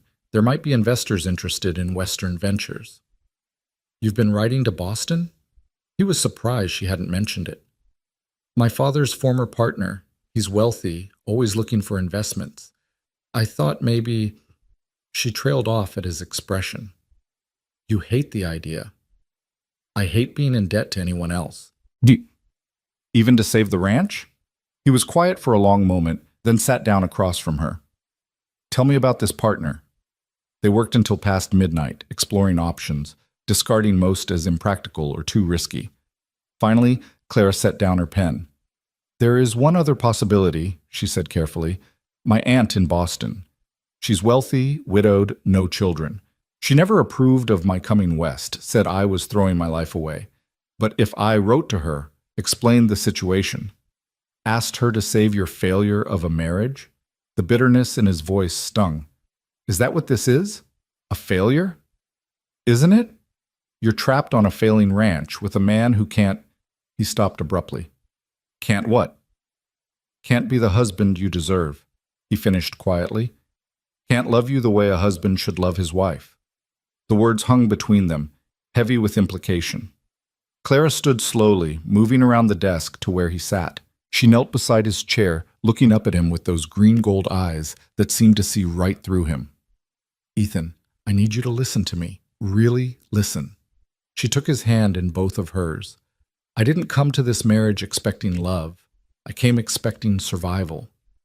But what I've found, it's more than I hoped for. You're grieving, and that's all right. I'm not asking you to stop loving Margaret. I'm not asking you to love me. I'm just asking you to stop punishing yourself for being alive." He looked down at their joined hands, her pale fingers intertwined with his sun-bronzed ones. "Sometimes I forget she's gone," he admitted. "I'll see something and think, wait until I tell Margaret, and then I remember. And then I feel guilty when I realize I've gone hours without thinking of her. That's not betrayal, that's healing. Is it? Because lately I've been—" He stopped, unable to voice what he'd been feeling when he looked at Clara, when he heard her laugh with Sophie, when he lay awake thinking about their night in Denver. "Been what?" "Noticing things. About you." The admission came out rough. "The way you hum when you're cooking, how you bite your lip when you're concentrating, the way the sunlight catches in your hair when you're working in the garden." Clara's breath caught. "Ethan, I don't know what to do with these feelings, Clara. They feel like betrayal, but they also feel like life, like waking up after a long sleep." She raised their joined hands to her lips, kissing his knuckles gently. "There's no rush. We have time to figure this out." "Do we?" "Morrison's giving us 30 days. Then we'll fight him. Together." That word again. Together. It was beginning to sound less like a business arrangement and more like a promise. The next morning brought unexpected hope in the form of Sam Fletcher himself, riding up with a grin that said he had good news. "I've been digging into Morrison's past," he announced over coffee. Turns out our friend has been playing this game in 3 other territories. There are warrants in Kansas and Missouri for fraud. How does that help us? Ethan asked. Because if we can prove a pattern of fraudulent lending, we can petition the territorial governor for an investigation. Morrison would have to freeze all collections until it's resolved. Clara leaned forward eagerly. What would you need? Testimonies from other victims. Documentation of the fraudulent practices. Sam pulled out a list. These are names of people Morrison's forced off their land in the past 3 years. If even half of them will testify. They're scattered across the territory, Ethan pointed out. It would take weeks to track them all down. Then we'd better start now, Clara said, already standing. I'll take the northern settlements. Ethan, you go south. Tom can manage the ranch for a few days. You can't travel alone, it's too dangerous. Then send one of the hands with me. They argued about it for an hour before reaching a compromise. Clara would take the northern routes with Ben, the youngest and most trustworthy of the ranch hands. Ethan would go south alone, covering more ground on horseback. They'd meet back in 5 days with whatever testimonies they could gather. Be careful, Ethan said as Clara prepared to leave. They stood by the wagon, Ben already in the driver's seat trying not to obviously eavesdrop. You too. She hesitated, then rose on her toes to kiss his cheek. Come back safe. He caught her waist as she pulled away, holding her in place. Clara, when this is over, we'll talk, she promised, about everything. The next 5 days were the longest of Clara's life. She and Ben traveled from homestead to homestead, collecting stories of Morrison's cruelty. The Hendersons, forced to sell their farm for a quarter of its value. The Millers, who'd lost everything when Morrison changed their interest rate without notice. The Johnsons, whose daughter had been forced to work in Morrison's house to pay off a debt that never seemed to shrink. Each story made Clara angrier, more determined. She documented everything meticulously, had each person sign their statement, gathered whatever papers they'd kept. On the 3rd day, they stopped at a small homestead where a young widow named Mary Patterson lived with her 3 children. Her story was the worst yet. Morrison came calling 2 weeks after my husband died, Mary said, her voice hollow.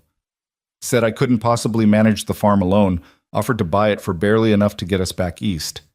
When I refused, he had the sheriff evict us for non-payment of taxes. Taxes my husband had already paid, but Morrison had destroyed the receipts. Would you testify to this in court? Clara asked gently. Mary looked at her children, playing in the dust outside. What if Morrison comes after us again? He won't be able to, not if we stop him now. Mary signed the statement with a shaking hand. On the 4th night, camping under the stars, Ben finally worked up the courage to speak personally. Mrs. Walker, can I ask you something? Of course, Ben. Do you love him? Mr. Walker, I mean. Clara was quiet for a long moment, contemplating the fire. I think I'm beginning to, she admitted. Is it that obvious? The way you look at him when you think no one's watching. The way he looks at you. Ben poked at the fire with a stick. It's nice, seeing him coming back to life. We all worried after Mrs. Margaret died, thought we might lose him too, just in a different way. He loved her very much. He did. But that doesn't mean he can't love again. Mrs. Margaret would have wanted him to be happy. She was like that, always thinking of others first. When Clara returned to the ranch on the 5th day, she had 15 signed testimonies and a stack of supporting documents. But her triumph was short-lived. The house was too quiet. Sophie sitting on the porch with red-rimmed eyes. What's wrong, sweetheart? Papa's not back yet. He was supposed to be back yesterday. Clara's blood ran cold. Tom! The foreman came running. We were about to send out a search party, ma'am. His horse came back this morning without him. Saddle my horse, Clara ordered, and 3 others. We're leaving now. Ma'am, it could be dangerous. My husband is out there somewhere, possibly hurt. We're going. They found him 5 miles from the southern boundary, unconscious by a creek bed with a bullet wound in his shoulder. His gun was missing, his boots gone, but he was alive. Ethan! Clara dropped to her knees beside him, checking his pulse. Weak but steady. The wound was at least a day old, already showing signs of infection. We need to get him home, Tom said. Fast. They improvised a travois, Clara riding beside it to keep Ethan stable.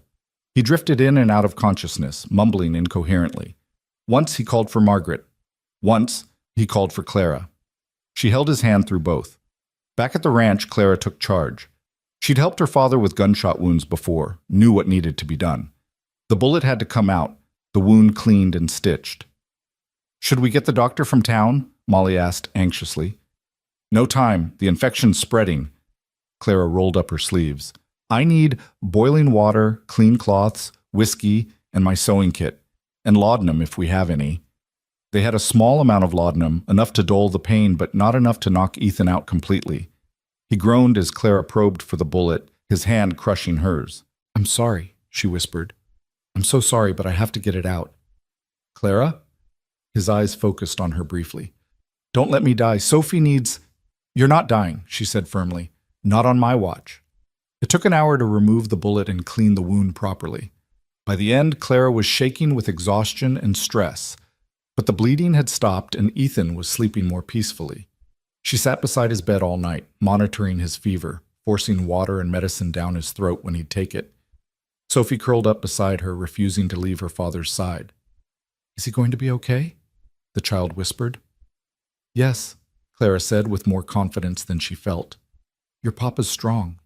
He'll pull through." "You saved him," Sophie said, "just like you said you knew medicine."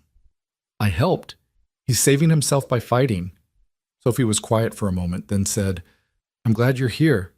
I didn't want to be at first, but now I'm glad." Clara pulled the girl closer, kissing the top of her head. "I'm glad too, sweetheart." Ethan's fever broke near dawn. His eyes opened, clear and focused, finding Clara immediately. "You look terrible," he rasped. "You look worse," she retorted, weak with relief. "What happened?" "Someone shot you. Your horse came home without you." He frowned, trying to remember.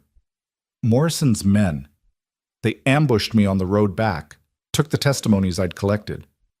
Clara's heart sank, but she kept her voice steady. "It doesn't matter. You're alive. That's what matters." "Does it? Without those testimonies?" "We have others. I collected 15 statements, all documented. Sam can work with those." Ethan tried to sit up, winced, and fell back. "You went alone?" "With Ben.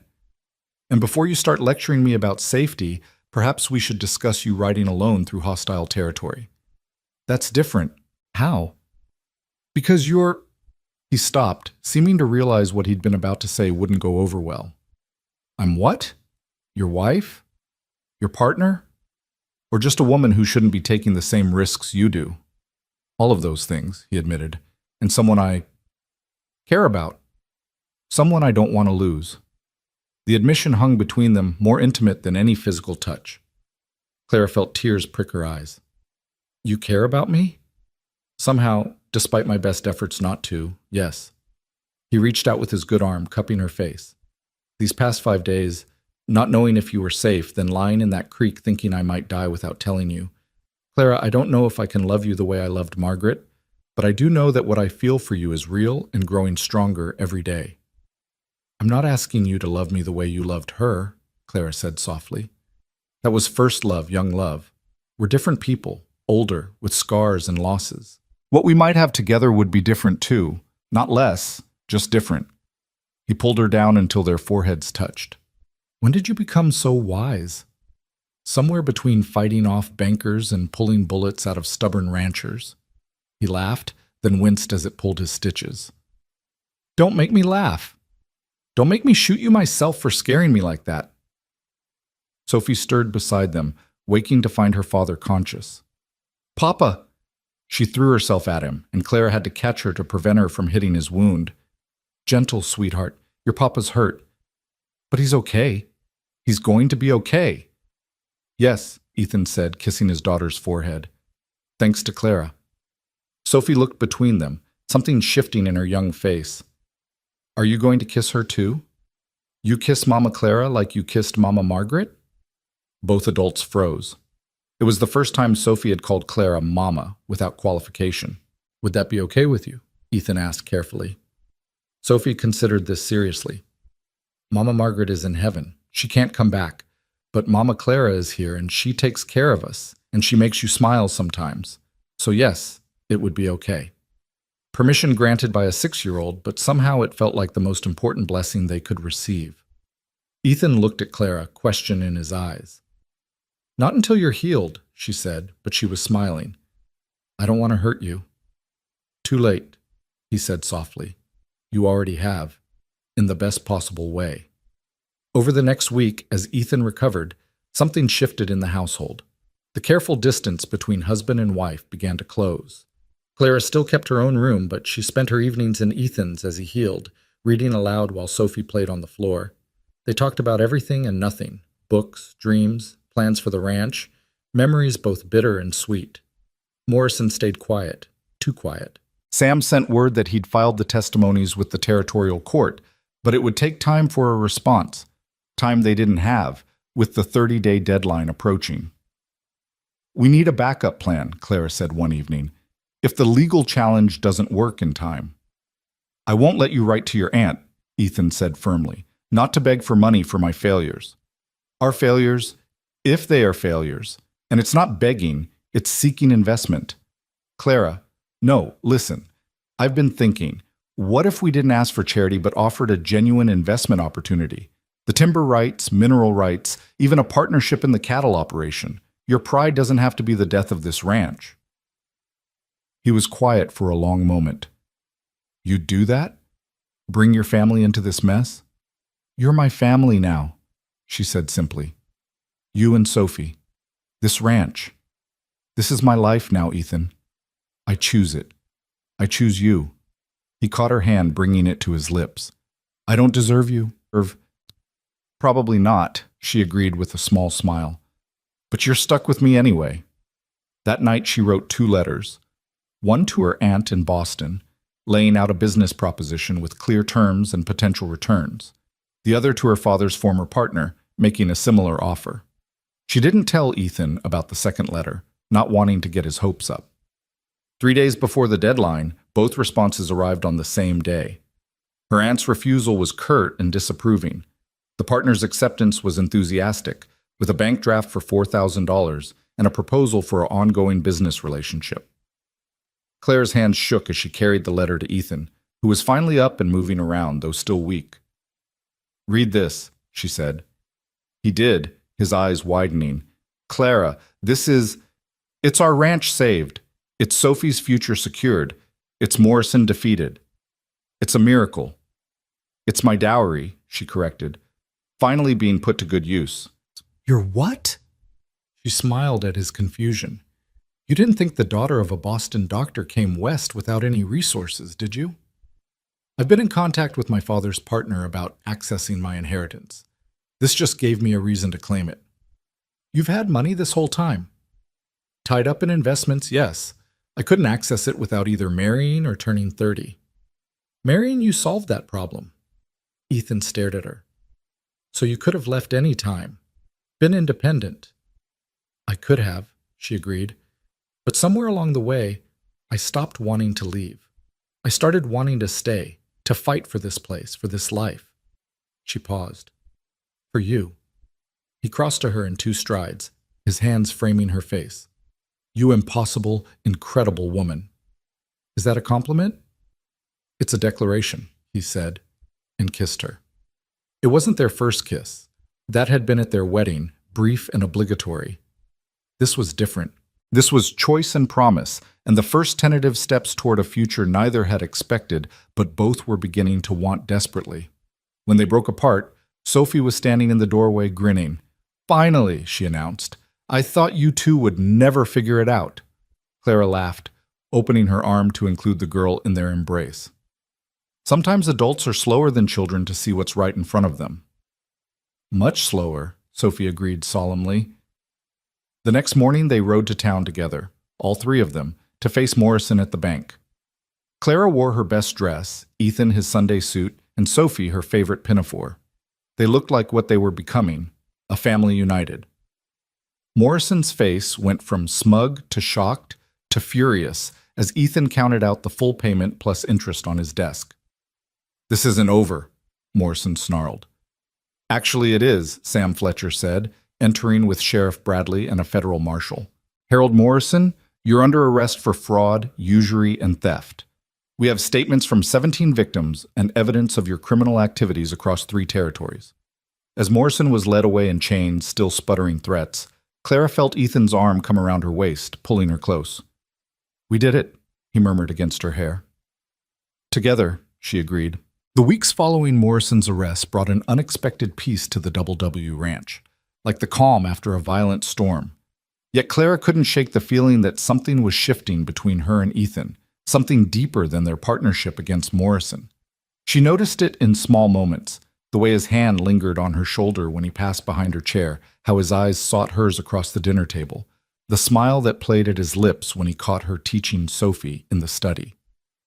One evening in early October, as golden aspens painted the mountainsides, Clara stood at the kitchen window watching Ethan work with a young colt.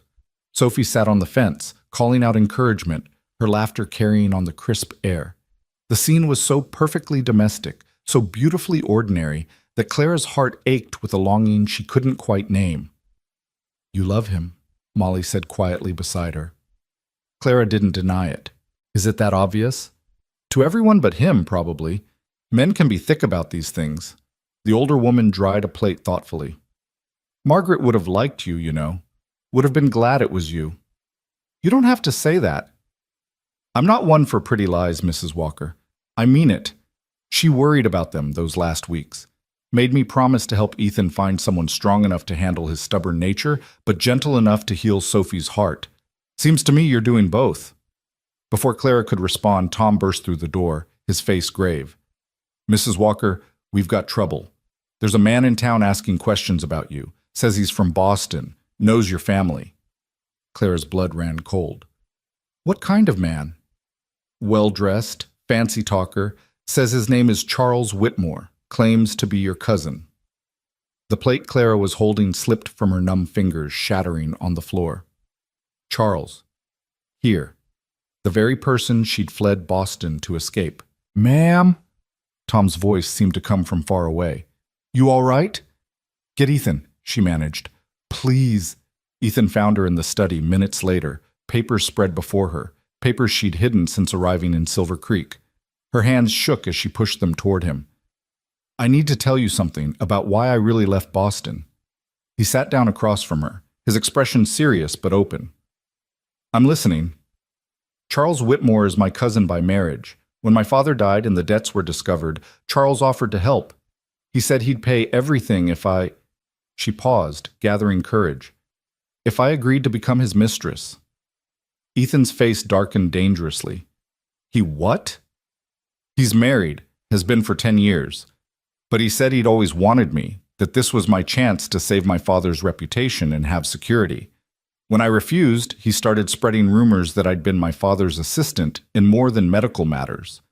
That I was improper with male patients. He made it impossible for me to stay in Boston. And now he's here. He must have tracked me down when I accessed my inheritance. He probably thinks—" She stopped, unable to voice her fears. "He thinks he can still claim you somehow." Ethan's voice was deadly quiet. "He's wrong." He stood, and Clara saw him check the gun at his hip. "Ethan, no. Violence won't solve this." "Maybe not, but it'll make me feel better." "Please." She caught his hand. "Let me handle this my way first. If Charles is here, he wants something. Money, probably, or just to torment me. But I'm not the same woman who ran from Boston. I have you now, and Sophie, and this place. I have ground to stand on." Ethan pulled her to her feet, his hands gentle on her arms. "You don't have to face him alone." "I know. That's what makes me brave enough to face him at all." Charles arrived at the ranch the next afternoon in a hired carriage, dressed in a black suit that probably cost more than most ranch hands made in a year. He was handsome in that polished Eastern way, smooth-featured, carefully groomed, with pale hands that had never known hard work. Clara watched from the window as he stepped down, brushing imaginary dust from his sleeves with fastidious care. "That's him?" Ethan asked beside her. "That's him." "He looks like a weasel." Despite her anxiety, Clara almost smiled. "He rather does, doesn't he?" They met him on the porch. Ethan slightly behind Clara but unmistakably present, his hand resting casually on his gun belt. Charles's eyes flicked between them, taking in Ethan's protective stance, Clara's simple but neat appearance, the ranch spreading behind them. "Clara, my dear," Charles said, removing his hat with a flourish. "How rustic you've become." "Charles." She didn't invite him in. "Why are you here? Is that any way to greet family? After I've come all this way to check on your welfare?" His smile was oil slick. "When I heard you'd married so suddenly, so soon after arriving here, I was concerned. Such haste suggests desperation, doesn't it?" "Or love," Ethan said quietly, stepping forward. "You must be the cousin Clara's mentioned, the married one who propositioned her." Charles's face flushed. "I don't believe we've been introduced." "Ethan Walker, Clara's husband, the real kind, with vows before God and everything, not the back alley arrangement you had in mind." "How dare you? How dare I?" Ethan's voice dropped dangerously. "You drove my wife from her home with lies and slander because she wouldn't warm your bed. I'd say I'm being remarkably civil, considering." Charles's composure cracked slightly. "Clara, surely we can discuss this privately. Family business and all." "We have no business, Charles. Whatever you came for, the answer is no." "Not even to protect your father's reputation?" Charles pulled out a leather folder. "I have letters here, documents that could be interpreted in very unfortunate ways. Your father's medical practice involved some controversial treatments, especially regarding female hysteria. It would be such a shame if certain interpretations reached the newspapers." Clara felt sick, but before she could respond, Sophie appeared in the doorway. "Mama Clara, is everything okay?" "Everything's fine, sweetheart," Clara said steadily. "Go find Mrs. O'Brien." But Sophie, with a child's instinct for tension, stayed put, moving to stand beside Clara and taking her hand. The simple gesture seemed to give Clara strength. "Publish whatever you want, Charles," she said. "My father was a good man and a brilliant doctor. His treatments were progressive, not scandalous. And even if you twist them into something ugly, it doesn't matter anymore. The people here judge me by my own actions, not Boston gossip."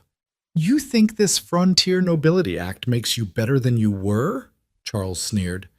"You're still the same prideful girl who thought she was too good for what I offered." "No," Clara said firmly. "I'm not the same. That girl was alone and frightened. This woman has a husband who respects her, a daughter who's learning to love her, and a community that's accepted her. You have no power here, Charles." "We'll see about that." He turned to Ethan. "Did your wife tell you she inherited quite a fortune? Money that should have gone to settling her father's debts, debts to my family, among others. I could make a legal claim." "Try it," Sam Fletcher said, stepping around the corner of the house where he'd been listening. "I'd love to argue that case in court. A married man trying to extort money from his cousin using threats and blackmail. The territorial judge would find it very interesting." Charles spun around. "Who are you?" "The family lawyer. Also a witness to everything you just said." Sam smiled pleasantly. "I believe you were just leaving?" Charles looked between them all, Clara standing firm, Ethan protective beside her, Sophie clinging to Clara's hand, Sam with his legal authority. His scheme had depended on finding Clara isolated and vulnerable. Instead, he'd found her surrounded by family, even if it wasn't the family she'd been born to. "This isn't over," he said finally. "Yes, it is," Clara said.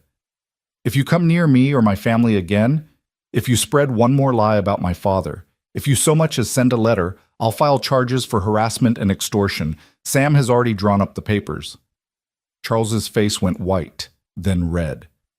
Without another word, he stalked back to his carriage, shouting at the driver to leave immediately. As the dust settled behind the departing carriage, Clara's knees gave out. Ethan caught her, guiding her to the porch swing, while Sophie climbed into her lap. "You were so brave, Mama Clara," Sophie said, "like when you stood up to Mr. Morrison." "I didn't feel brave," Clara admitted. "Bravest thing I've ever seen," Ethan said, sitting beside them. "Facing down your past like that." "Our past," Clara corrected. "He threatened our family, our life here. That made it easier to be strong." Sam cleared his throat. "If you need me to follow through on any legal action—" "I don't think he'll be back," Clara said. "Charles is a coward at heart. He only attacks when he thinks he'll win easily. After Sam left and Sophie went to help Molly with dinner, Ethan and Clara sat alone on the swing, watching the sun sink toward the mountains. "You called us your family," Ethan said quietly. "Aren't you?" "I suppose we are. Legally, anyway. Is that all?" The question slipped out before Clara could stop it. Ethan was quiet for a long moment. Then he stood, holding out his hand. "Come with me."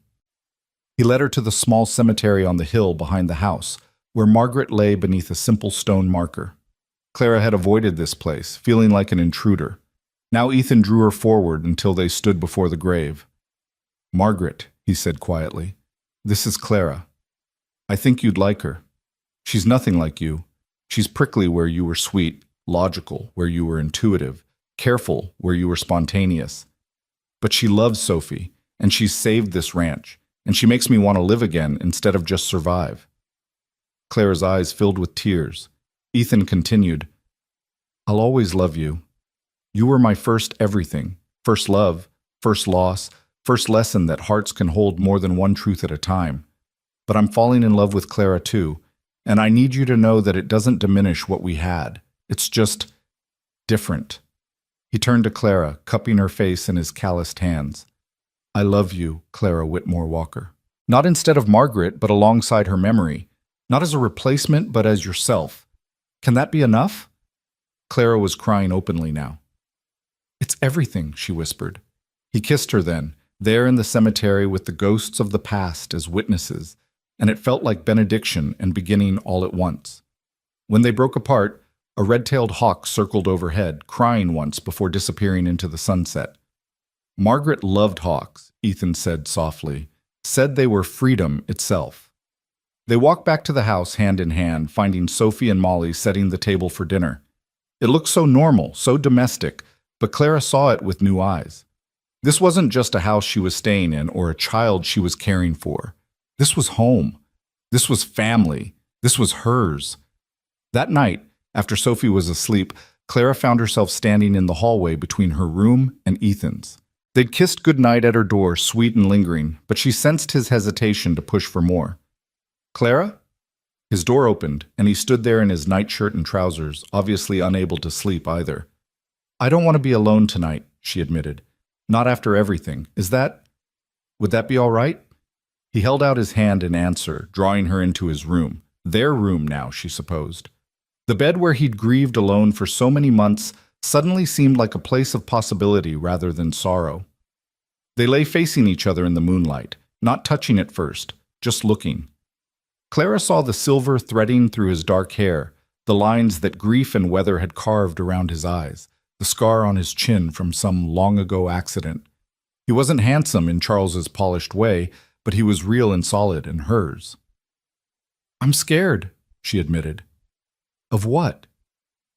"Of being happy. Of believing this is real. Of losing it all." He reached out, tracing her cheekbone with one finger. "I can't promise nothing bad will ever happen, but I can promise to face it with you. Together."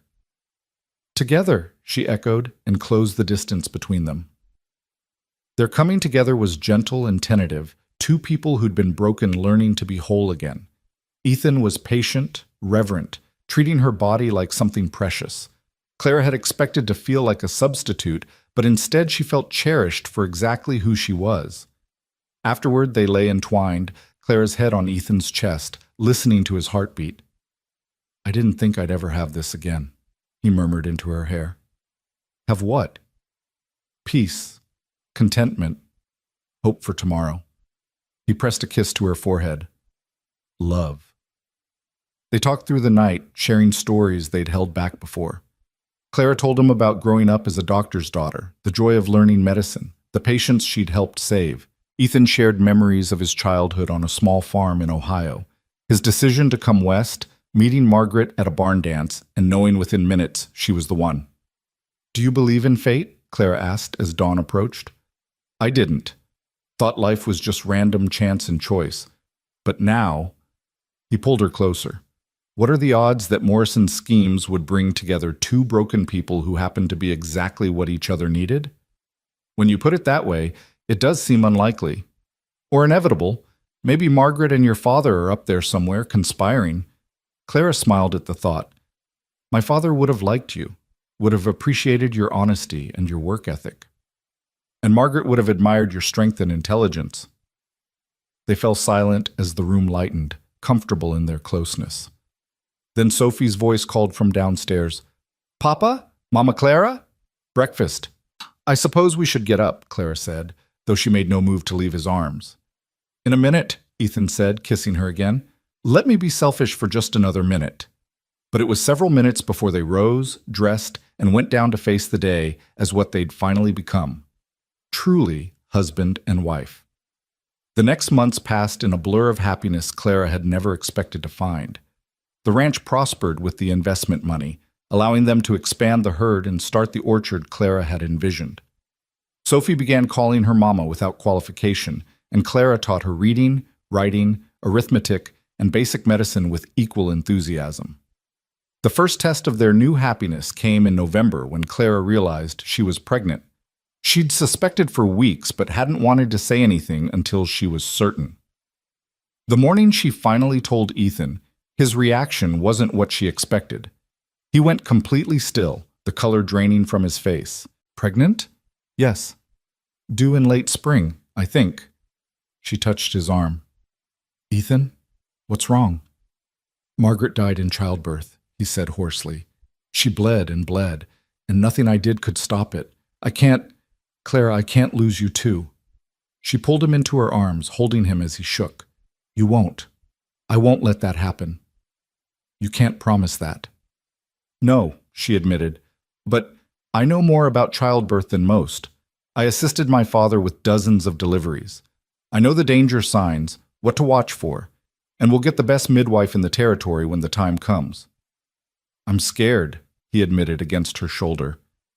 So am I, but we're stronger together than apart, remember? They didn't tell Sophie immediately, wanting to be sure the pregnancy would continue, but children have ways of knowing things, and by December, Sophie was asking pointed questions about why Mama Clara was tired all the time and couldn't stand the smell of bacon. Are you sick? Sophie asked one morning, finding Clara bent over the wash basin. Not exactly sick, Clara managed. Sophie's eyes went wide. Are you going to have a baby? Clara and Ethan exchanged glances. How did you know that? Ethan asked. Tommy's mama was like this before his little sister came. She said it was called morning sickness, but that was silly because it happened all day. Yes, Clara said carefully.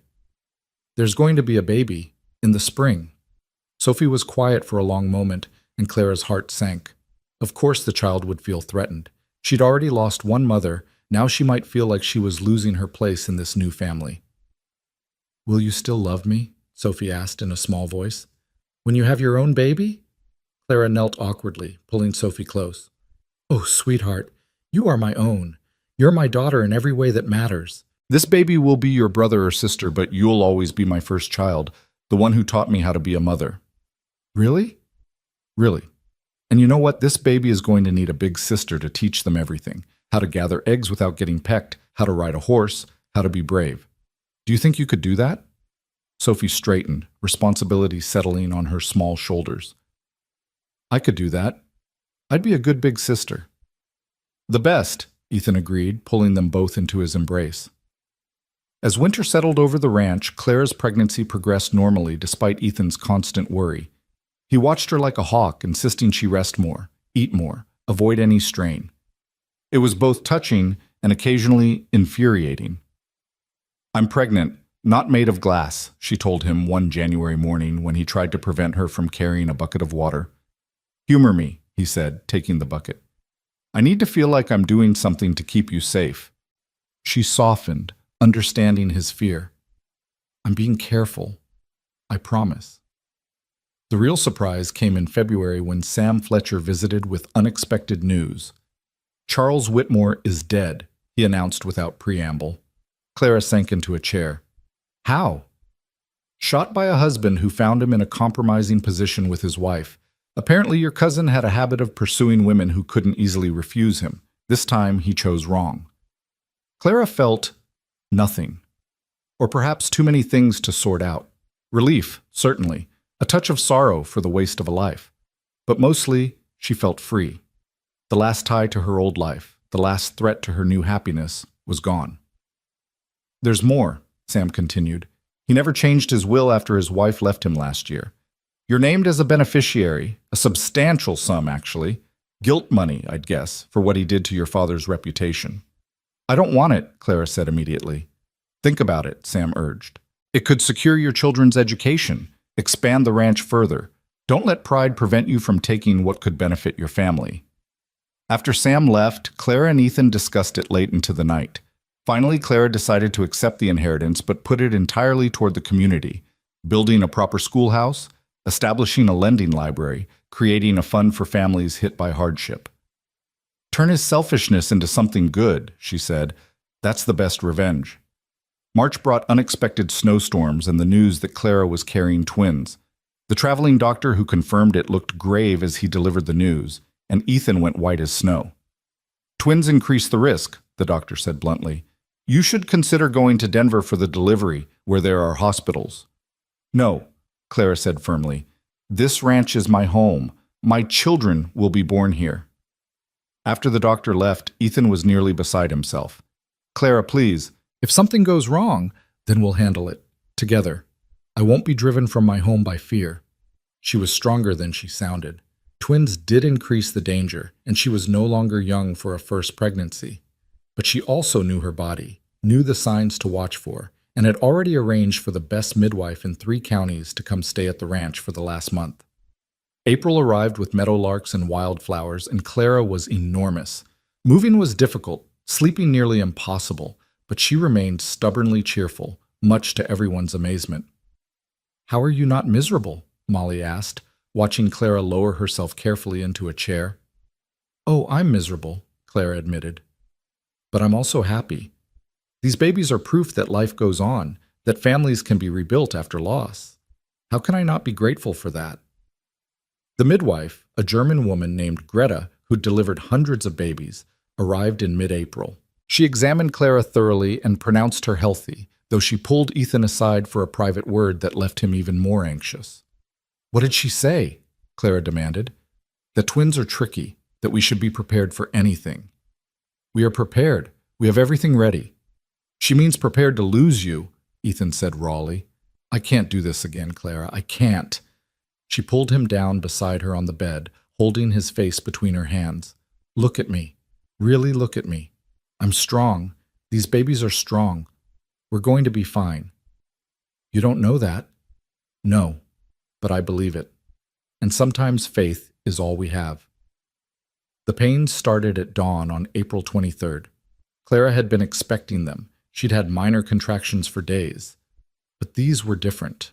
Stronger. More purposeful. "It's time," she told Ethan calmly. What followed were the longest 18 hours of Ethan's life. Clara labored with determined grace, walking when she could, resting when she must. Sophie was sent to stay with the Hendersons, but not before giving Clara a fierce hug. "You come back," Sophie ordered. "You and the babies, promise." "I promise," Clara said, praying she could keep her word. As the hours passed and Clara grew exhausted, Ethan's fear grew. But Clara remained focused, working with her body rather than against it, using everything she'd learned from years of assisting her father. "First one's coming," Greta announced as the sun began to set. The first twin, a boy, arrived with a lusty cry that brought tears of relief to Ethan's eyes. But there was no time to celebrate. The second baby was coming fast. "It's turned wrong," Greta said tersely. "I need to adjust." Claire screamed for the first time, and Ethan thought his heart would stop. But Greta's skilled hands worked quickly, and 20 minutes later, a second cry filled the room. A girl, smaller than her brother, but fierce in her announcement of arrival. "2 healthy babies," Greta announced with satisfaction, "and a healthy mother, though she'll need rest and care." Ethan was crying openly as he held his son while Clara cradled their daughter. "They're perfect," he whispered. "They look like you," Clara said weakly but happily. "Poor things." He laughed through his tears. "What should we name them?" They'd discussed names for weeks, but now, looking at their children, Clara knew. "William for him, after your father, and Rose for her." "Rose?" Ethan was puzzled. For the wild roses on the hill where you told me you loved me, where past and present came together. Sophie was brought home the next morning to meet her siblings. She approached the bed cautiously, peering at the bundles in Clara's arms. "They're so small," she whispered. "You were this small once," Ethan told her. "Really?" Sophie reached out tentatively to touch Rose's tiny fist. The baby gripped her finger and Sophie's face lit with wonder. "She's holding me." "She knows you're her big sister," Clara said. "She knows you'll protect her." "Both of them," Sophie said firmly. "I'll protect both of them and teach them everything, how to ride and read and make medicine and be brave." "All the important things," Clara agreed. As the family adjusted to life with twins, the ranch community rallied around them. Women brought food and offered advice. Men helped Ethan with the ranch work so he could spend more time at home. It was, Clara realized, exactly what she'd fled Boston to find, a place where neighbors were family and family was everything. One evening in May, as Clara sat in the rocking chair nursing Rose while Ethan held William and Sophie read aloud from one of her new books, Clara felt a profound sense of completion. This wasn't the life she'd planned or expected. She'd thought she'd be a spinster teacher, alone but independent. Instead, she was a wife, mother to 3 children, partner in a thriving ranch. "What are you thinking?" Ethan asked, noticing her contemplative mood. "About how Morrison's cruelty led to our happiness, how my disgrace in Boston brought me here, how your loss made room for our love. It seems wrong to be grateful for such terrible things, but without them, we wouldn't have this," Ethan finished. "I know. I've thought the same. Margaret used to say everything happened for a reason. I didn't believe her then, but now you do? Now I think maybe there's something to it, or maybe we just make meaning from chaos. Either way, I'm grateful." Sophie looked up from her book. "Are you talking about mushy stuff again?" "Very mushy," Clara confirmed. "Does it bother you?" "No," Sophie said, returning to her reading. "It's nice, like we're a real family now." "We are a real family," Ethan said firmly. "The realest," Sophie agreed, making them all laugh. That night, after the children were asleep, Ethan and Clara stood on the porch watching the stars. The ranch spread before them, peaceful in the moonlight. In the distance, a coyote called, but it no longer sounded lonely to Clara. It sounded like wildness and freedom and home. "Do you ever regret it?" Ethan asked. "Coming west, marrying me?" "Never," Clara said without hesitation. "This life, this family, you, it's everything I never knew I wanted." He pulled her close, and she rested her head on his shoulder, breathing in the scent of hay and leather and him. They'd traveled such a strange, difficult road to reach this moment, forced together by schemes and circumstances, held apart by grief and fear, brought together by courage and choice. "I love you," she said, the words still feeling like a miracle she was allowed to speak. "And I love you," he replied, sealing the promise with a kiss. Inside, one of the twins cried, and they smiled at each other before going in to tend to their child. This was their life now, not perfect, not without challenges, but theirs, built on the ashes of loss, strengthened by adversity, and blessed with love neither had expected to find. As Clara picked up William and soothed him while Ethan checked on Rose, she thought about the woman she'd been that terrible day at the altar, being forced to marry a stranger. That woman had been terrified, certain she was entering a prison. She'd had no idea she was actually stepping into her future, into a love story that would prove sometimes the best things come from the worst beginnings. "Thank you," she whispered to whatever force had orchestrated this unlikely happiness. To Margaret, perhaps, for loving Ethan first and teaching him to love deeply. To her father, for giving her the strength and skills to fight for what mattered. To Morrison, ironically, for forcing 2 stubborn hearts together. And to Ethan, for choosing to let love grow again despite his fear. The baby settled, and Clara returned him to his cradle. Across the room, Ethan had Rose against his shoulder, swaying gently and humming a lullaby Clara recognized, one Margaret had probably sung to Sophie. But it didn't hurt to hear it. This wasn't about replacing or forgetting. It was about continuing, about love being big enough to hold past and present, memory and hope, loss and joy. "Come to bed," Ethan said softly. "Tomorrow we'll be here soon enough." She took his offered hand, and together they walked to their room, leaving the door cracked so they could hear if the children needed them. As they settled into bed, Clara pressed close to Ethan's warmth, marveling at how natural this felt now. "Tell me something," she said into the darkness. "What?" "If you could go back, knowing everything, would you still marry me that day?" He was quiet for a moment, then turned to face her in the moonlight. "I'd marry you sooner. I'd waste less time fighting it. I'd tell Morrison thank you instead of cursing him." He traced her face with gentle fingers. "Would you?" "Yes," she said simply. 1,000 times yes." They kissed, soft and sweet, a promise renewed. Outside, the wind picked